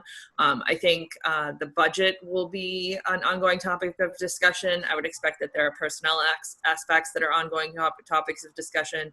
And then obviously reopening plans, as we get more and more information on that, will be something that I think we'll be coming back to over and over again throughout those months, because you're right. I mean, this isn't something we can step away from like we would normally do during the summer. We're not in cruise control right now, as far as I'm concerned. Yeah. I even think it's not a bad thing to pick whether it's Wednesday nights, right? I mean, I think summer schedules are different, whether it's Wednesday nights, to put a weekly night or an every 2 weeks on the calendar and determine as we go by whether it's needed, because I think certainly there's this topic and then there's the budget, and there may be where we get some information from the state and where we need to react. We got to meet next Wednesday night because we might learn that we don't have a budget because the towns weren't able to get a quorum and pass it. So I think I don't think you're the skunk at the party. I think you're the realist in the room, Paul. I mean, I think it's just where this is going to be a busy summer, and we're going to be seeing a lot of each other. Yeah, and I don't necessarily have concerns about, having to set it every night or set it every other week, because I think every single person, when I talked to them to check the 24th and the 1st, they were like, yeah, I have no plans this summer.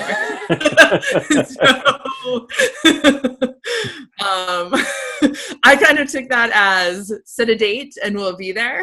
We'll figure it out. There may be some exceptions to that as time goes on and possibly things open up more, but I didn't have concerns about setting those dates too far in advance because it did seem like if there was a date set that we would be able to have a quorum without any issue. Perfect. So any other questions for Brian on kind of what just happened, what just closed out the school year, or what he knows so far? Kaylee? So during the closure right now, I know at least on the high school level, work was given out on Monday and you had the week to work through it. Mm-hmm. If we went, then this is simply hypothetical for now because everything's yet to be assured, but if we did go into the day in and day out of school, or even a week in and a week out, would it still be released like the first day, and then you have that time to work through it, and then the in-school days would be to get guidance, or would it be less work on the days you're online and then completely different things when you're in school?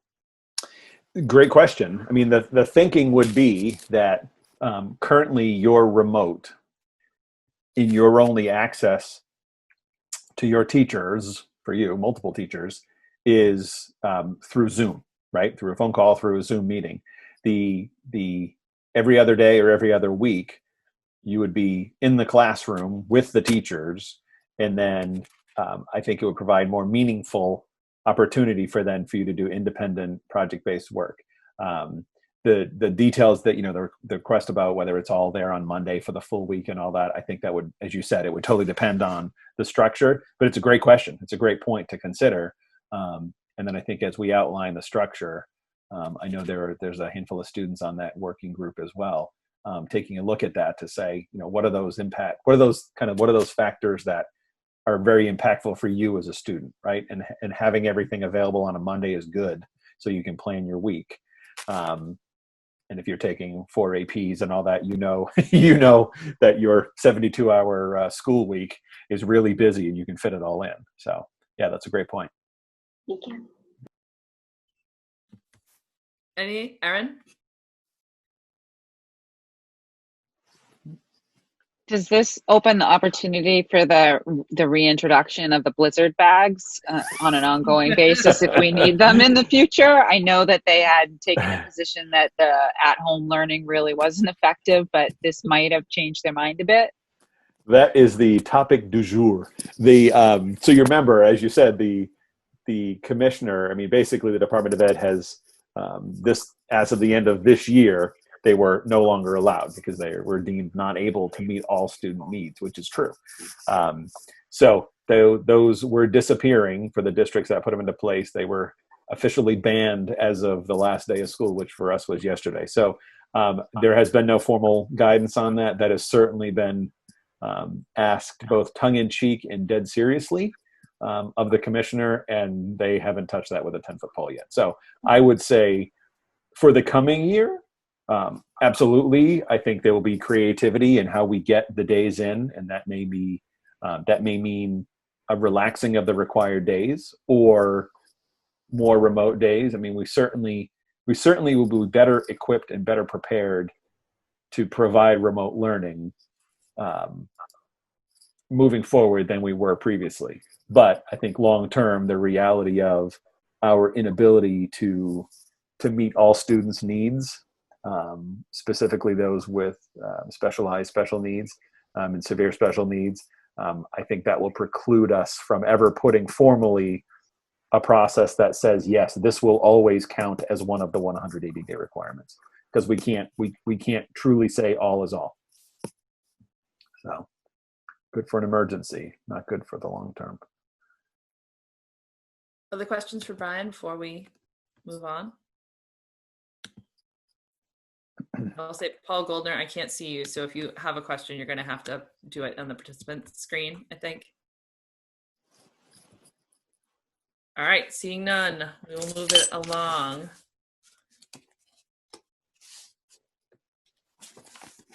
All right, fiscal year 21 budget update. We are going to push to the meeting on the 24th, unless you had any small note to make tonight, Brian. No, I think things continue to ebb and flow. There's certain things. There's a premium holiday that our health insurance notified us about, so that's some significant savings. There are some class sizes and overall enrollments that's swinging in certain areas that will allow a teacher here and there to be adjusted. So I think things are trending positively, but I do think, we've already been at this an hour and 42 minutes, so we have that on the agenda for next week. Mm-hmm. Nothing's going to change between now and next week. And so I think it gives us another week for us to continue to refine things. We've got Finance Committee next week. Kyle's back in the saddle and raring to go. And also next week we can bring to you the Moody's report that we went over at the last Finance Subcommittee meeting.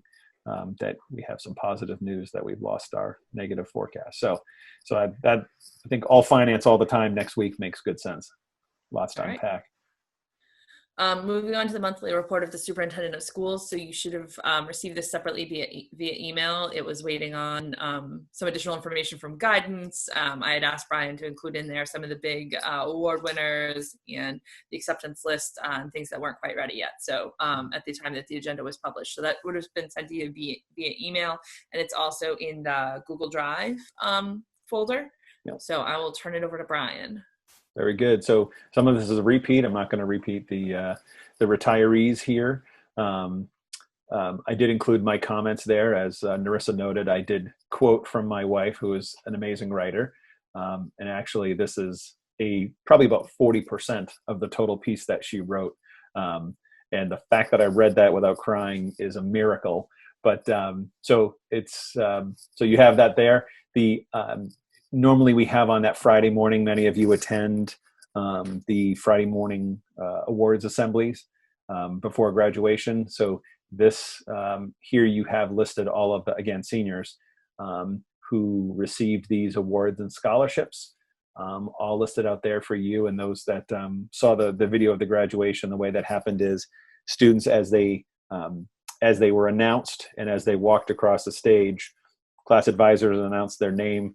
Megan Ober read all the awards and honors that each of the students received as they made their way across the stage. So it was a nice, efficient way to do that. I publish annually the list of colleges where students are accepted. We often have this discussion about, where do students attend, and certainly in the program for graduation, they list each of the students' individual plans. But there are many decisions that factor into where a student ultimately decides to attend, whether that's financial aid or the overall cost or family situation. So there's a list of 129 2- and 4-year institutions, colleges, and universities where students were accepted this year. Again, the accepted means that they met the caliber and the requirements, and they were accepted and invited to join the university or college. So of note, number 71 there, we have an MIT student this year, Tyler Godfrey, heading there. So I like to publish that each year because it's a testament to the experiences and the preparing and training that our students get at Triton, and it prepared for great things and whatever they choose to do.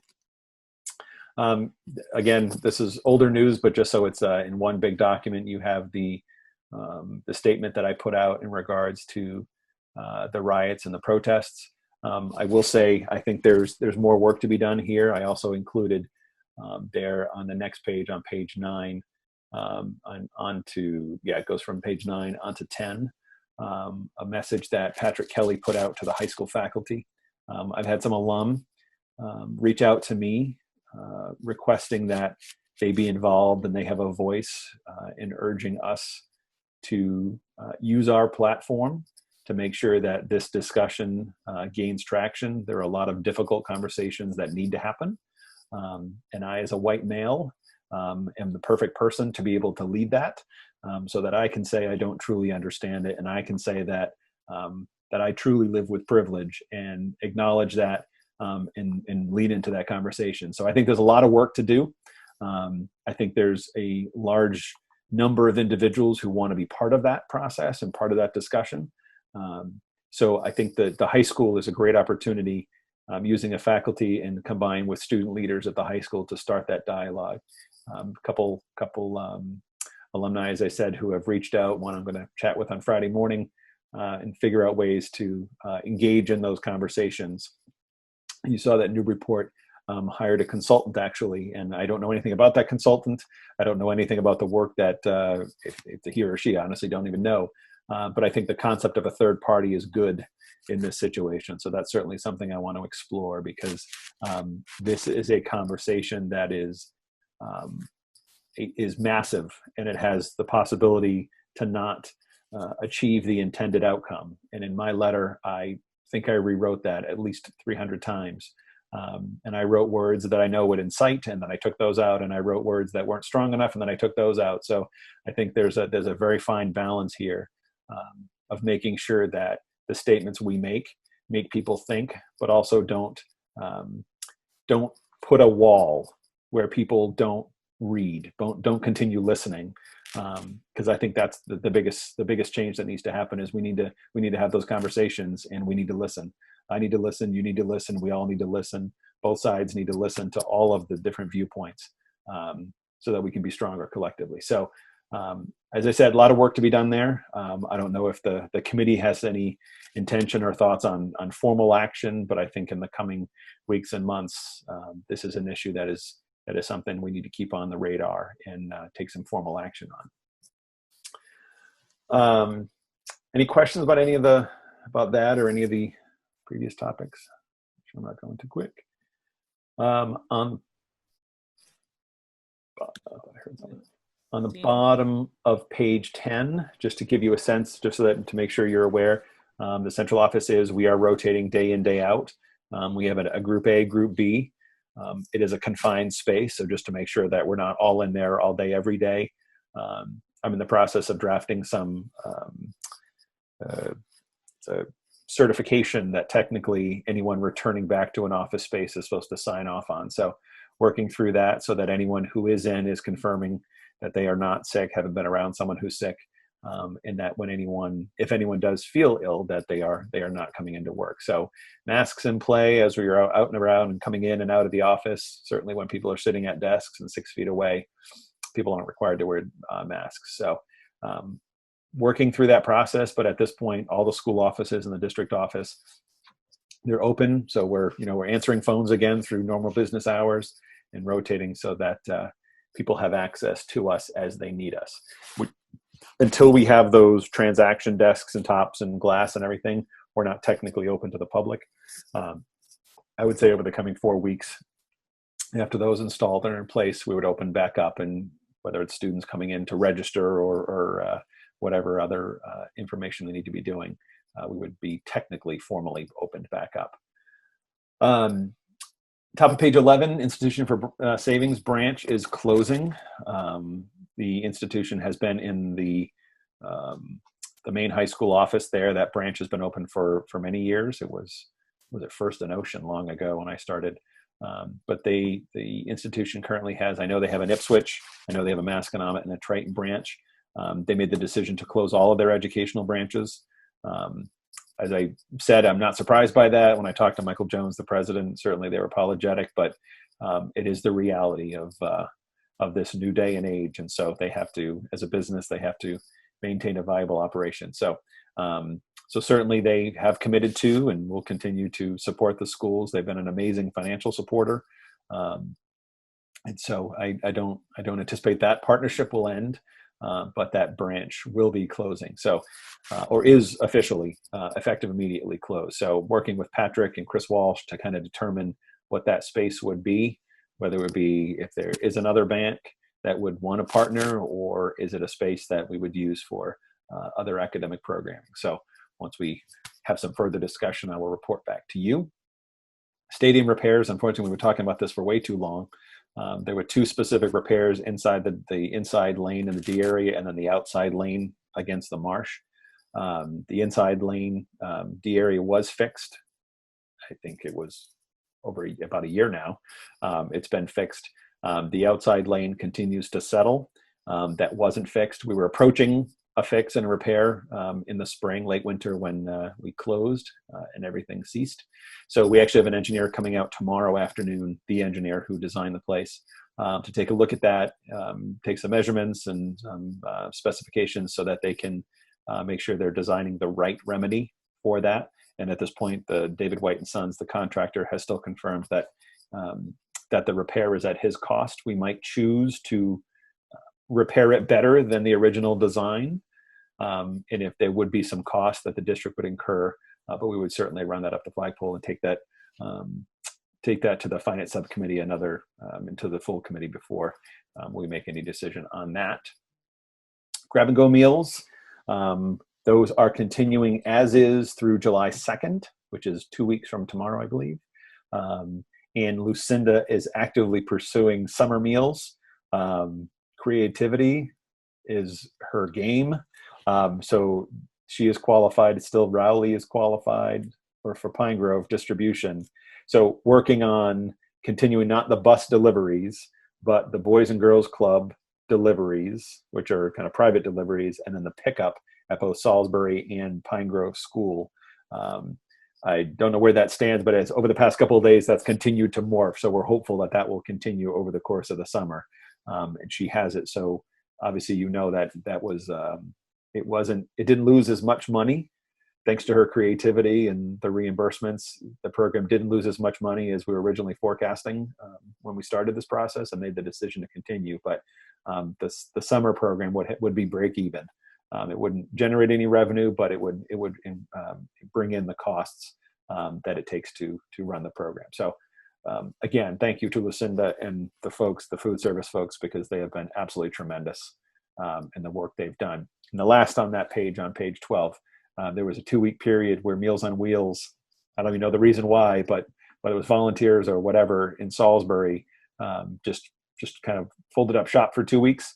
So Lucinda and the gang jumped right in on it and was making meals and everything from, I was making like Caesar salad shakers and I mean, you name it, they were making the real deal. So for 2 full weeks through the bus drop-offs and everything, we were able to feed the seniors at the Salisbury Senior Center. So again, thank you to the food service folks and also to Julie Romano, who has been a key in establishing those relationships within the community. When we put what's our title, Kim? The Community Resource Liaison, is that what it is? When we established that, funded through our Kids Club program, we had this kind of little idea about, connecting with the community, and through the work with Tina Lose and the Essex Community Asset Builder Foundation and just all the relationships built with the community, it's been phenomenal. So hats off to Julia and the amazing work she's done. I had referenced to you the guidelines put into place for outside field use. You have those there on page 13 of 14, just to confirm the 5th bullet down. It says ensure there are no more than 10 players in a group at one time with one coach assigned to each group. That has been just further clarified to make sure that everyone understands that it's that one coach stays with that one group for the entire time, as I mentioned. So just to make sure that's clear. Any questions about that, certainly let me know. And then finally, the travel update. Again, to confirm the DC trip, basically, if you bought the insurance, you got everything back except for $50 that came through as a voucher through ACIS that could be transferable. We have been contacted by the AG's office as well, asking questions. As you know, at statewide, they're looking into this, and they believe that all families should be refunded in full.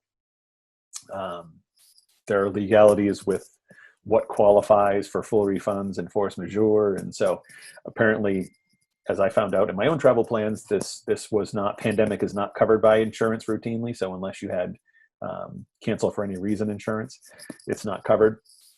So the ACIS has stepped up and done basically everything except for $50 if parents bought the insurance, and everything except for $100 if they didn't buy the insurance. The high school VPA trip, as I explained to you, was much more complex. I think we will make it much less complex in the future, and go through a fully kind of an all-inclusive trip like the DC trip. So it was components, it was airfare, it was hotel, it was Disney park costs, it was ground transport. So to date, everyone received a check for $847. There's another refund on its way that will give everyone roughly $400,000. So everyone will receive roughly $1,250 back. The average trip costs $1,900 per individual. There's another $400 some odd dollars tied up in airfare, and then some other costs associated with some Disney costs and some travel company costs. So airfare has been refunded to the travel company, but it was refunded because it's group travel as basically a $27,000, $30,000 travel voucher on Southwest. So it's literally like a debit card on Southwest. So without any way to disperse that, what needs to happen is another group needs to buy that, which anyone traveling on Southwest can buy it through the tour company they used, and then and then Libby would transfer or refund that money to us, and we would refund families. Problem is there aren't a whole lot of trips happening right now. So normally that would be, a 1 day, 2 week turnaround, and it would be just, the next group signs up and they sell it off and refund the money. But we're still working on that, pushing with that. So I'm hopeful it will become a full refund, but at this point it's roughly $1,250 of the $1,900 that's been refunded. And that continues to be a work in progress. Personnel report attached here, not a whole lot of new hires and appointments. On the next months, you're going to see a whole lot more as these hires are literally in the process. Any new hires for next year are all in process. So you have resignations, and the bold are the retirements that were newly identified that hadn't been identified on previous reports. Just to confirm again, this is a first report since March 11th. So that is inclusive of everything since March 11th. I'll take a breath. Any questions? Questions for Brian? Paulise? Oh, was that not was that a hand, Paul? Please. Oh. So Brian, just a quick question. The people that are retiring, in light of other districts that are laying off a number of people because of the anticipated shortages from the state, are you going to go out and begin hiring or rehiring now for the retirees? So for the open positions, yes. So I think I misunderstood the question. Yes. So we are actively hiring as if we are not making any cuts, right? So there are certainly folks who are retired, and is a position we know we would never cut, right? If you're the only fill in the blank social worker at the middle school, right? We're refilling that position. So any of the hires that are clear, there's a couple that we've held on to that we haven't posted for, but yes, by and large, how many, Maureen, today? Was it 9 letters, 8, 9, 10 letters that we processed just today? So yes, those are all in process. I noted to you that principal at Pine Grove, Christine, retired. I appointed Nicola Perrier, who's the assistant principal, as the interim principal for the year. We'll complete a full viable process. If Nicole is the right person and she applies, then she would win the job next year. But for the time being, she's the interim principal and understands that fully. I fully suspect she'll do an amazing job. And then the interim assistant principal, which Nicole was the assistant principal, that position is posted, and there's 4 or 5 individuals who have put their name forward for that. So we'll conduct a process for that. But yes, so up to this point, the majority of the interview processes have been remote, all on Zoom.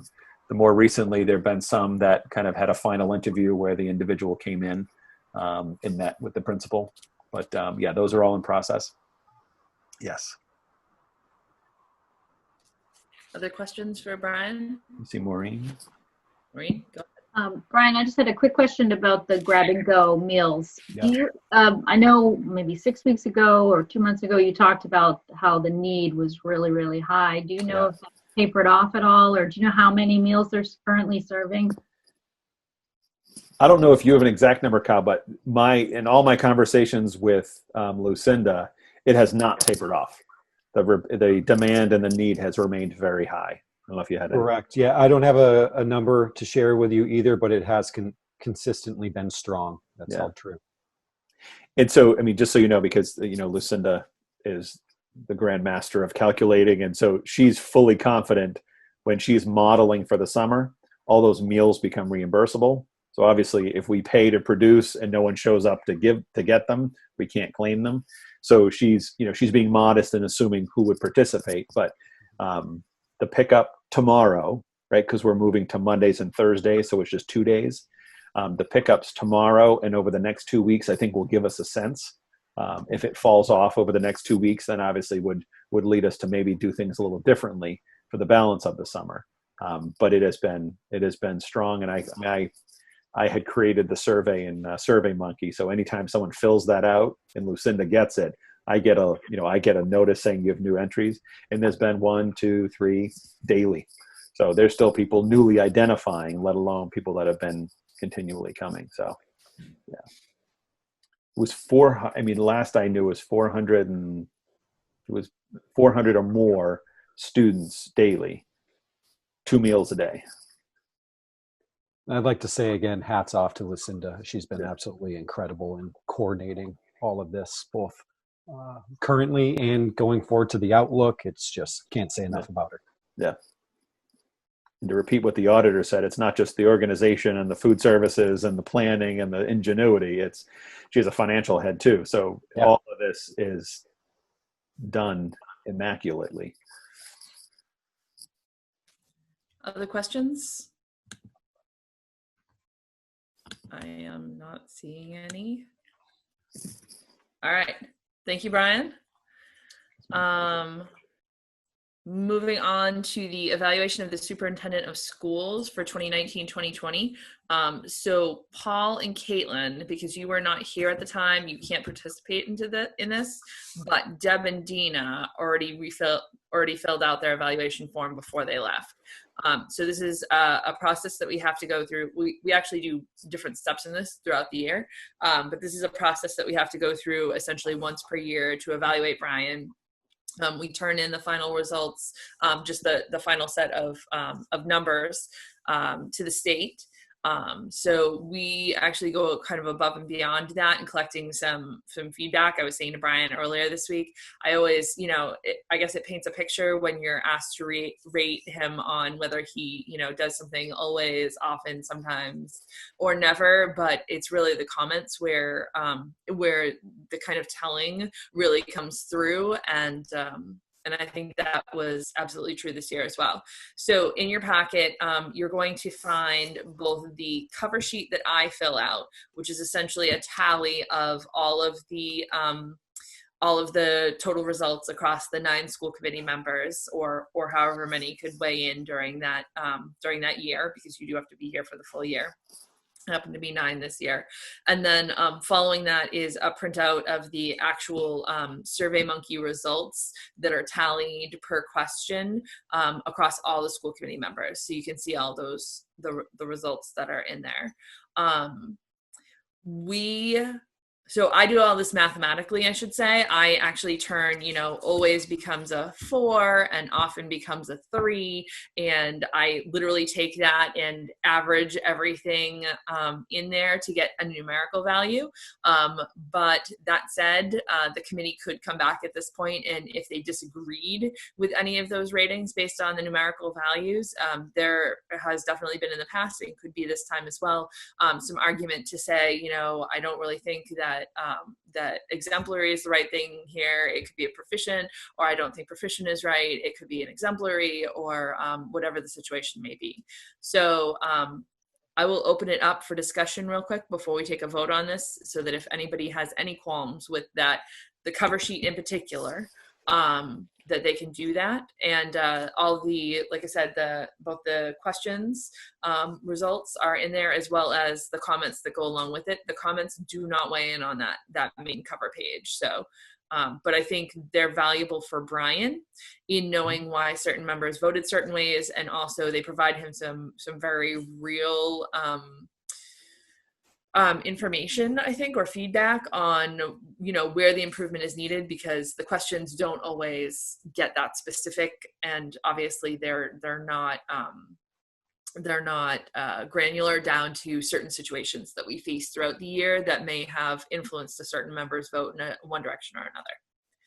So I'll open it up to the committee first and ask if there's any feedback on the cover sheet, and if there's any desire to change any of the results that are on there.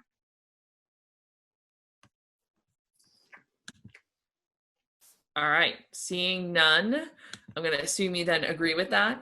So again, can I get a motion to approve the evaluation of the superintendent of schools for the 2019-2020 school year as presented and discussed, please? I'll make that motion. Is that Maureen? Yeah. I'll second. And that was Erin? It was Tina. She beat me. Tina. Okay. Okay. Thank you. Any further discussion? And I need a roll call vote, please. Erin? Yes. Paul Goldner? Yes. Maureen? Yes. Caitlin? Sorry, Caitlin can't vote. Paulise?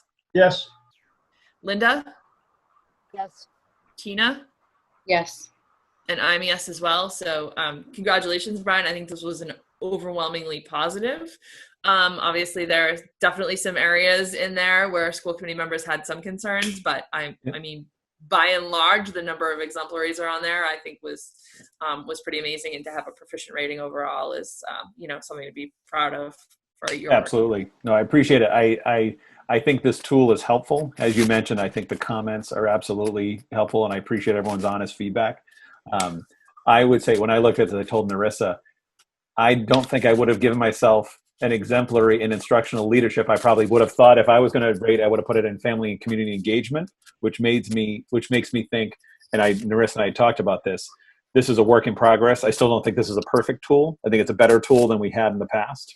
I think it's helpful to be able to just kind of quantify and go through, but I wonder if maybe we should be looking at how each question is it assigned to the right standard, so that when it tallies at the end, it summarizes well. But no, I think overall, I give Dina's not here tonight, but give her credit because she did a ton of work on this in synthesizing the questions and pulling it together. So thank you to her, and thank you to all of you. I think this is a very fair evaluation. I appreciate it. Paulise?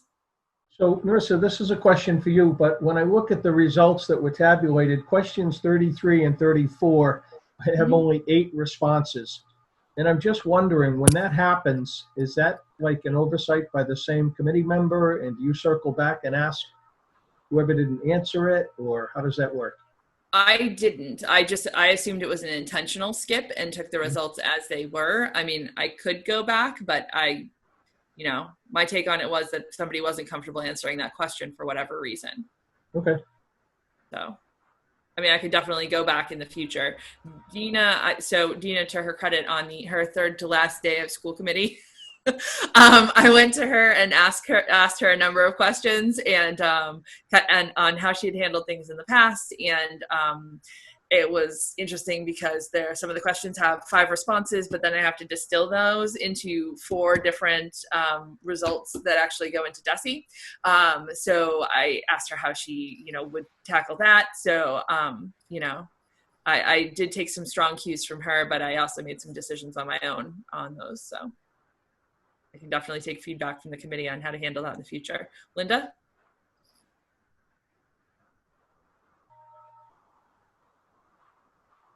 You stuck on Sorry, mute? I'm still having some technical difficulties here. I believe that the 9th person for that happened to be me. And I apologize. I filled it out, but I had to leave and come back and leave and come back. And I think what happened is I didn't save it when I sent it. I'm an essential worker, so I've been working a lot at work. So I went back and forth, and I apologize. The 9th person was me. But all right. Thank you, though. I mean, I can always rehash this if you want, but I don't think it's going to change much. I actually changed the entire different calculation method after talking to Dina, and it only moved one of the indicators and would not have reflected in the overall rating at all. I just wanted to bring it forth that it was me, and I can fill that out just so Brian knows what it was that I had in there so that he knows for himself. You and me will talk. Yeah. Cool. I appreciate that. Any other comments on this? Otherwise, I'm going to leave the two of them to talk and we can move on. Thank you all. I appreciate it. All right. Thank you. And Paul, I did talk to Dina. She had recommended actually sending that issue with 5 results and 4 ratings back to PNN. So at some point down the road, when we hit quieter times again, I will touch base with you on that so that you can hopefully just take that up. I think it'll be a quick resolution, hopefully just eliminating one of those, because we can't touch the DESI ratings, but just eliminating one of those responses. So maybe it becomes, an always, a sometimes, or whatever, something along that line. Eliminating one of those options. All right, moving on. Authorization for treasurer to borrow. So this is something that we do every year. for the committee members who have been on for a while, they're probably aware of this, but our reimbursements often come in big chunks at periodic intervals throughout the year. A lot of them come within the last few days of our fiscal year, which, as we're paying bills ahead of time, can sometimes be problematic. It's not often that the district treasurer has to use this, and our district treasurer, I should say, is Amy Posick. But this leaves the option open that should she need to short-term borrow to cover our bills for the district prior to those reimbursements coming in and actually making the funds available in our general fund budget, that she has permission to do so, because we have to authorize every instance where the district is allowed to borrow debt. I don't know if Kyle or Brian have anything that needs to be added to that. I was going to add some history. I don't think we've borrowed in 8 or 9 years. And the last time we borrowed, it was for about 2 weeks while we waited. I think it was 2 town assessments were late.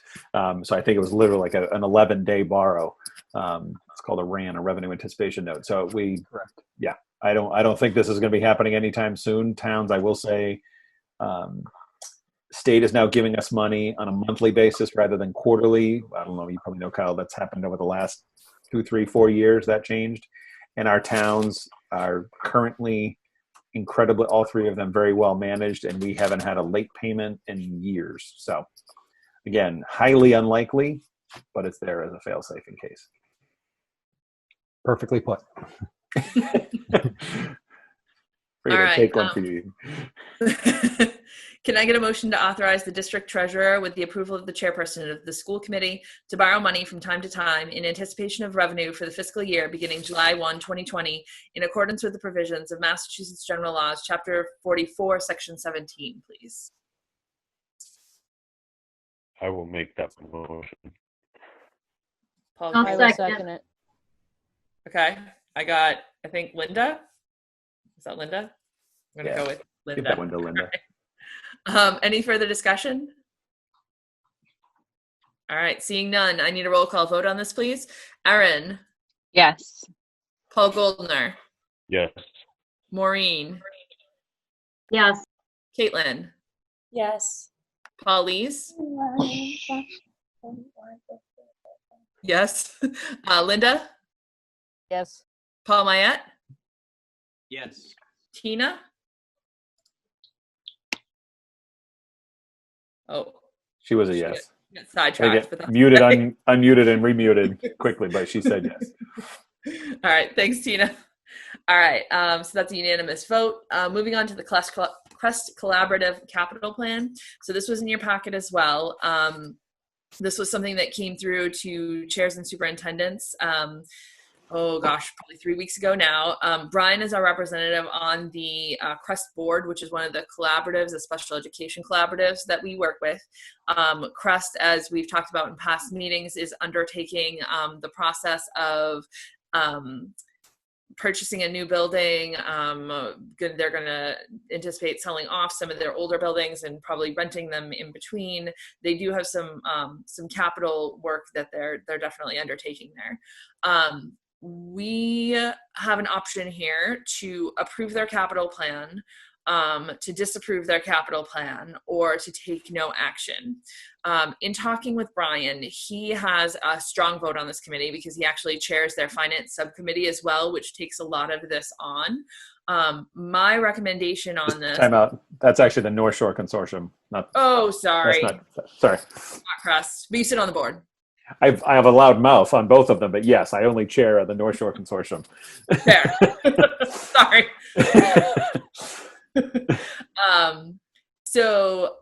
My recommendation on this is that we take no action, which would constitute an approval, but not an explicit approval by the committee. It would be an implicit approval.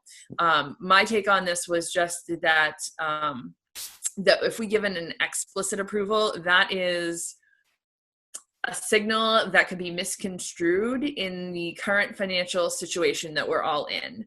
I don't want to hold back Crest and cause them to unduly experience some hardship in this. Their board does govern it every single step of the way, so we have a strong voice on that board. and I think letting it go through with no action would be the best way to handle this and send a signal. But obviously, that's just my recommendation after having thought this through. So I'll open it for discussion and see what the committee would like to do, or if Brian has any additional. Yeah, I just one other clarification. So it's a plan, right? So when we have a district strategy, we put a plan in place and we say, here's what we intend to do.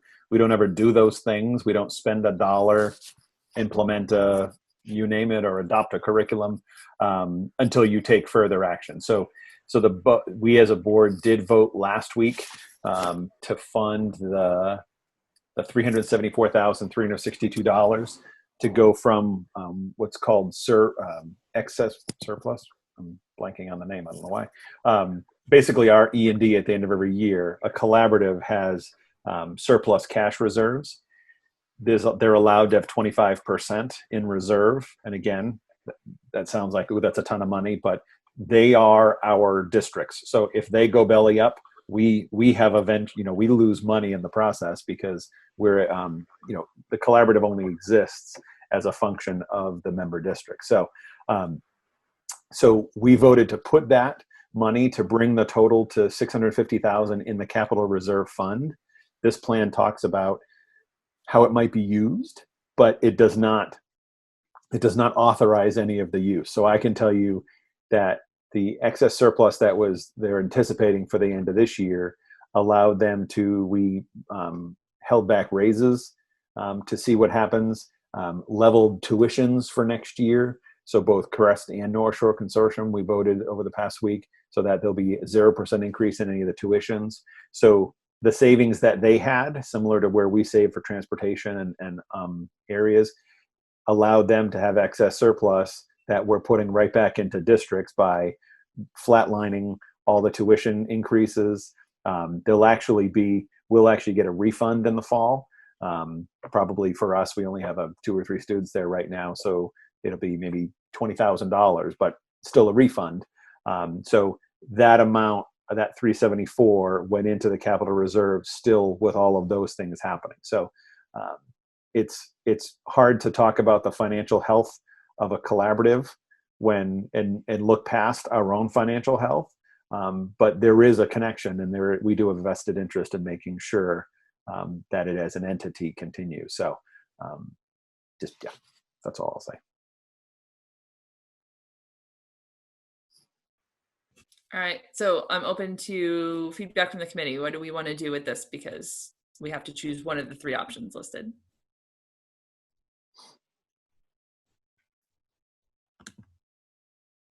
Anybody?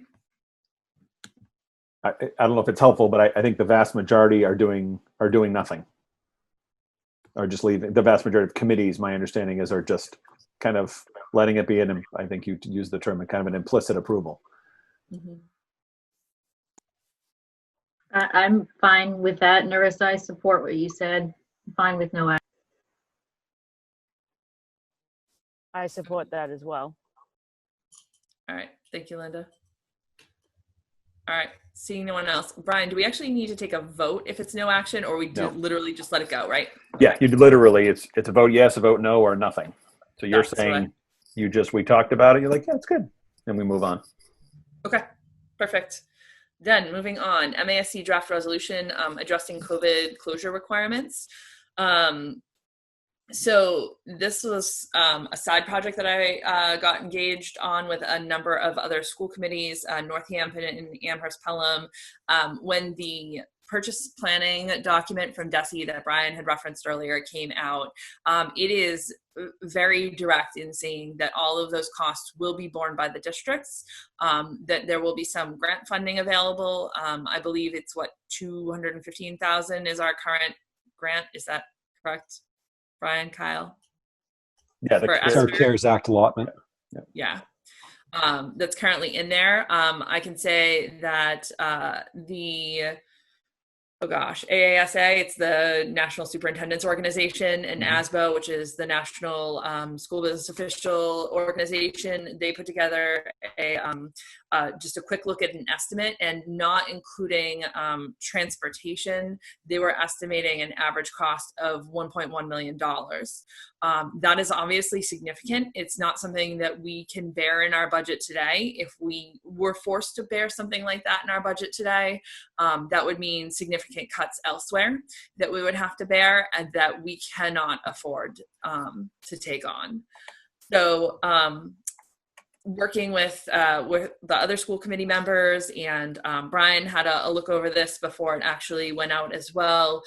We put together this resolution. MASC has since taken it and actually put it out to all school committees as well.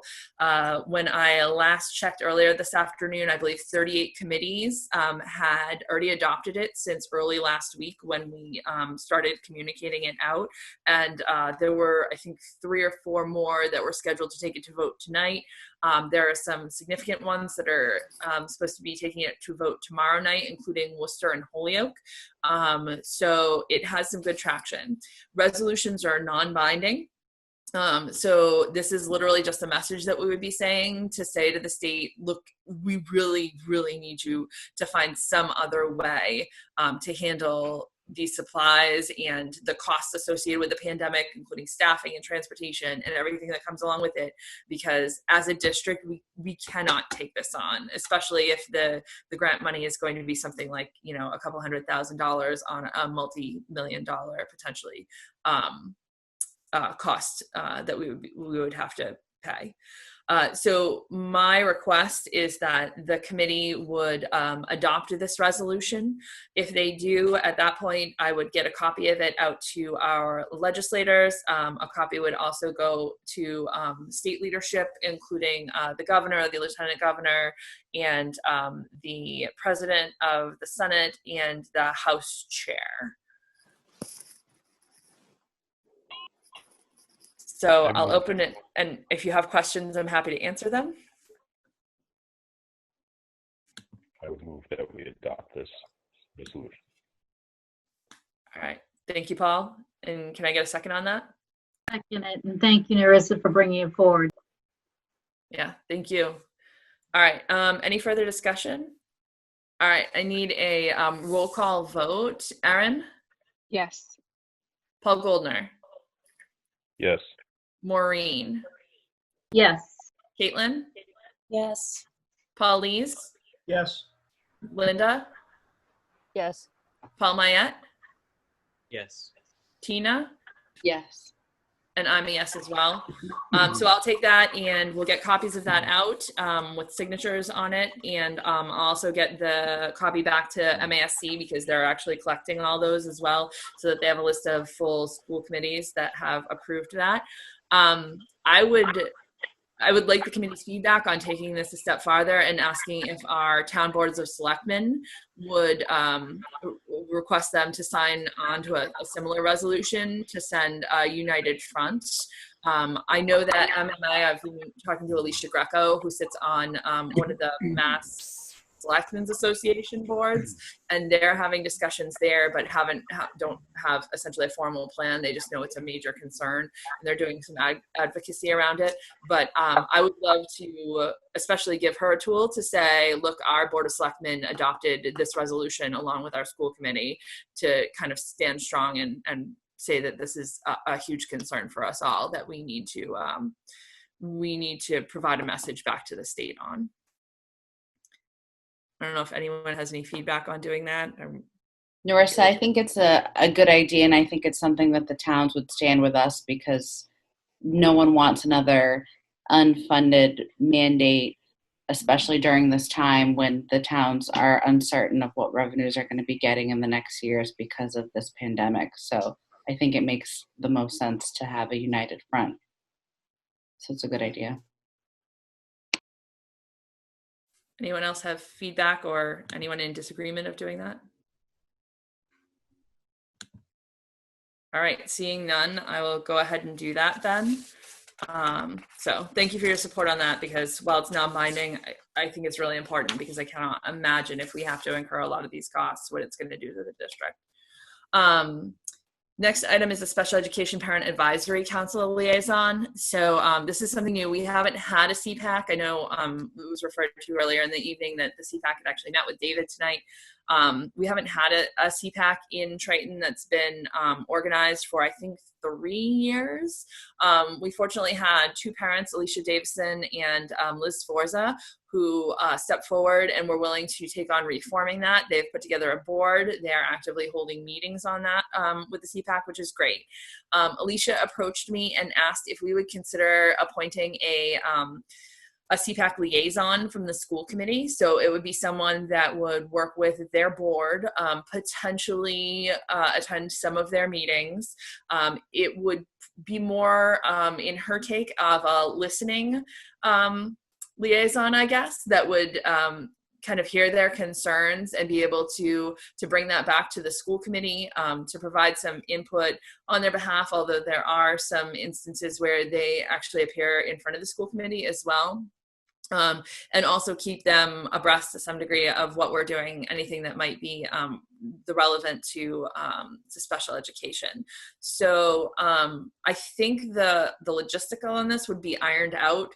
This was kind of our take because she wasn't quite sure at that point what form the CPAC was going to take, and we didn't really have a kind of history to base this off of.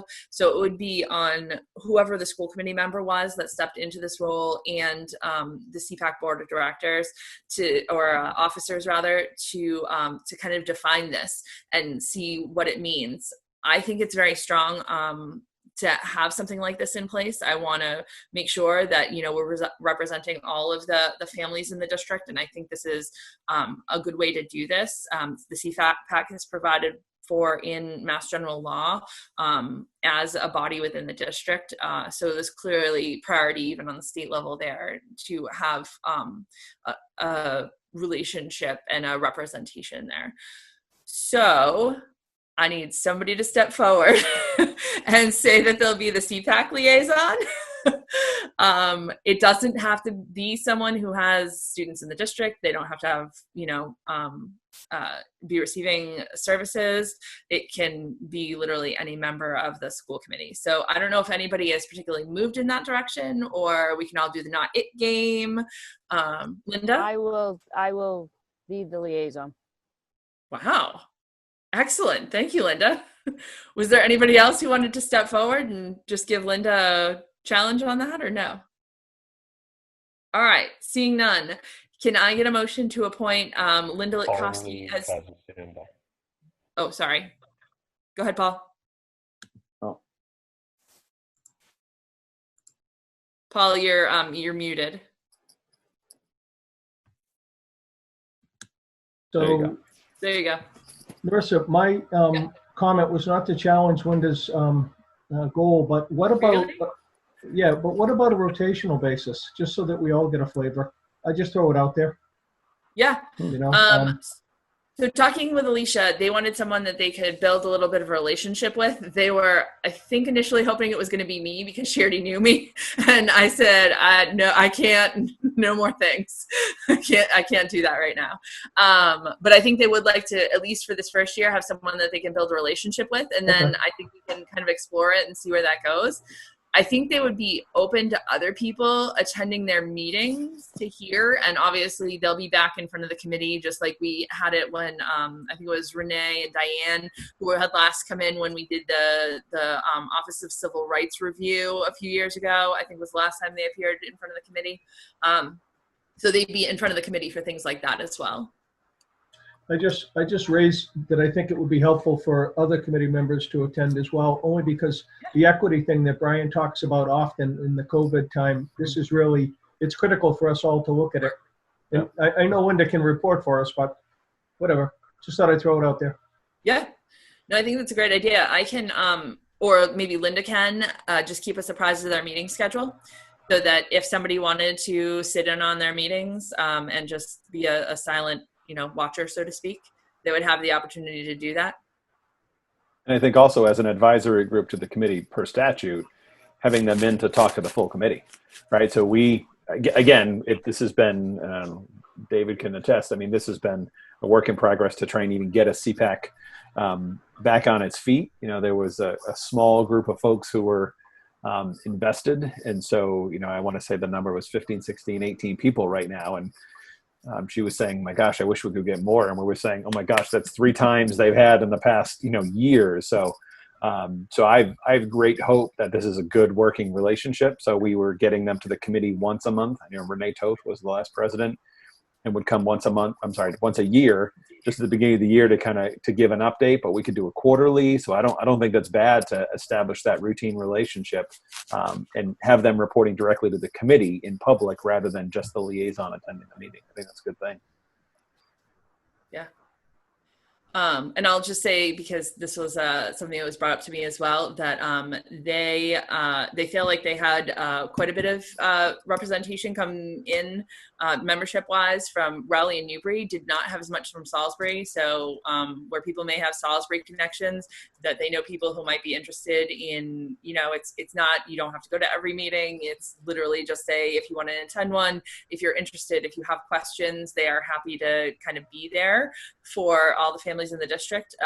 So by all means, kind of funnel, you know, families that way, because they were very concerned that, you know, Salisbury is the largest percentage of the district in student enrollment wise, and I think they only had a couple of families that had kind of come forward in their initial request for interest.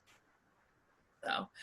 All right, so that's it. Can I get a motion to appoint Linda Litkowski as the representative to the Triton CPAC, please, for the 2020-2021 school year? I'll make that motion. I'll second it. Second. All right. Any further discussion? All right, I need a roll call vote, please. Erin? Yes. Paul Goldner? Yes. Maureen? Yes. Caitlin? Yes. Paulise? Yes. Linda? Yes. Paul Mayette? Yes. And Tina? Yes.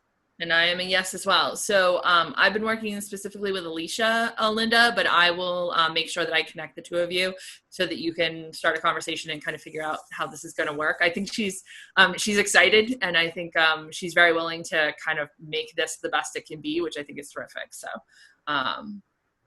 I think I hope it'll be a good experience for everybody. All right, moving on to subcommittee reports and action items, policy and advocacy. Linda? Okay, we did not meet with Brian having the budget and the graduation. We decided to hold off because none of our policies are pressing. But the only question I do have, Brian, is the cell phone policy. Mm-hmm.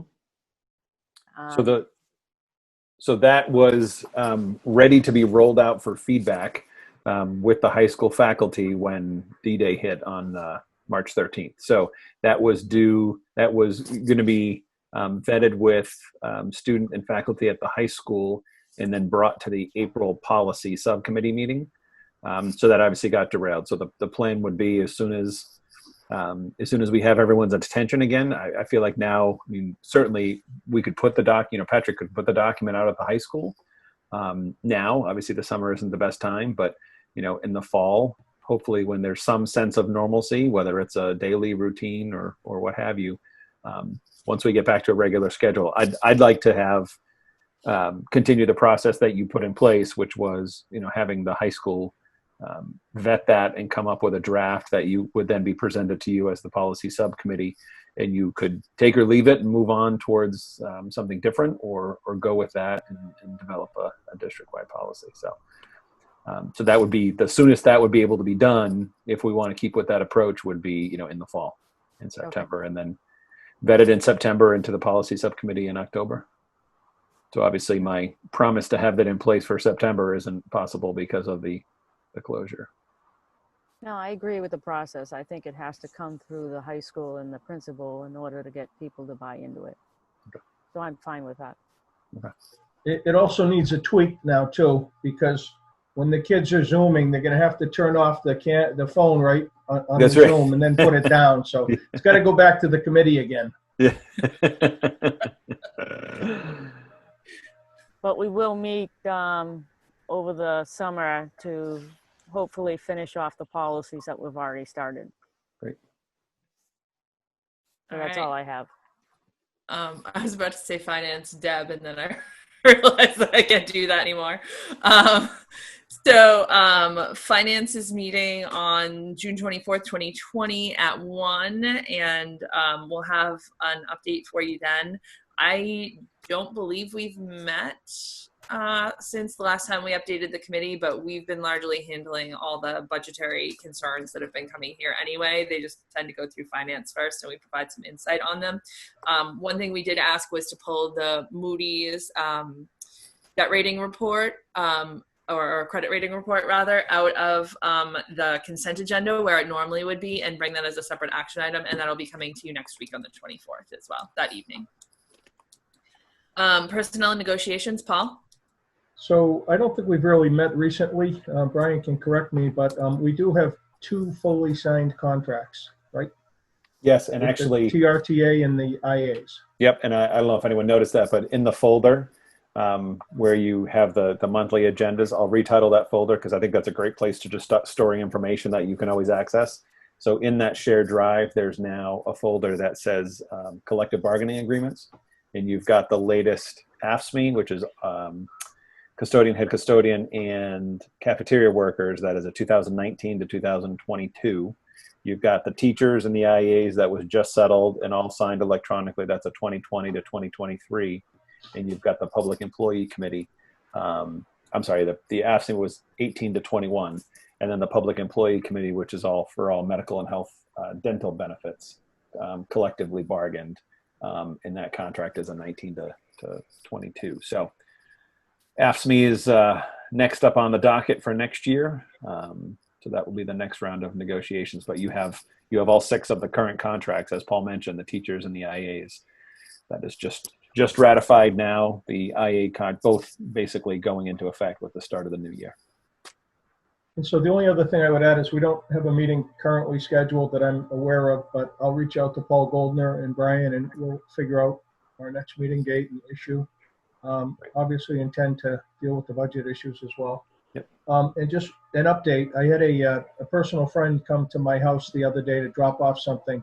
She's a high-ranking elected official in Marblehead, and she was speaking very glowingly of Michelle Cresta, our former business agent. So she has hit the ground running over there. Excellent. I just wanted to share that. Yeah. We know she's good, and she was looking for another challenge, and I have heard very positive things. So I'm glad to hear that. Thanks for sharing that. All right. No correspondence was included, and I just wanted to come back real quick. One of the things I meant to mention during Chairman's comments and forgot is just a thank you to Linda and Maureen, who are going to step up and be mentors so Linda's going to mentor Caitlin, and Maureen's going to mentor Paul Mayette. So we'll make sure that contact information is shared all around. And also Caitlin and Paul, there's a list of things that we provide you when you come onto the school committee, just links to the budget, the policies, and all that stuff. So I'll get that together and get that out to you so that you can have some really fun bedtime reading and, the coming week. All that said, we are going to meet next on June 24th. It will be a Zoom meeting again, meeting at 7 p.m., hopefully shorter than it was tonight, to address the budget, the Moody's report, and whatever else may arise in between. Can I get a motion to adjourn, please? Make a motion to adjourn. I'll second it. Thank you. Thank you, Erin. Paul Goldner? Yes. Maureen? Yes. Caitlin? Yes. Paulise? Yes. Linda? Yes. Paul Mayette? Yes. Tina? Yes. And I am a yes as well. Thank you all for your time tonight, and I will see you next week.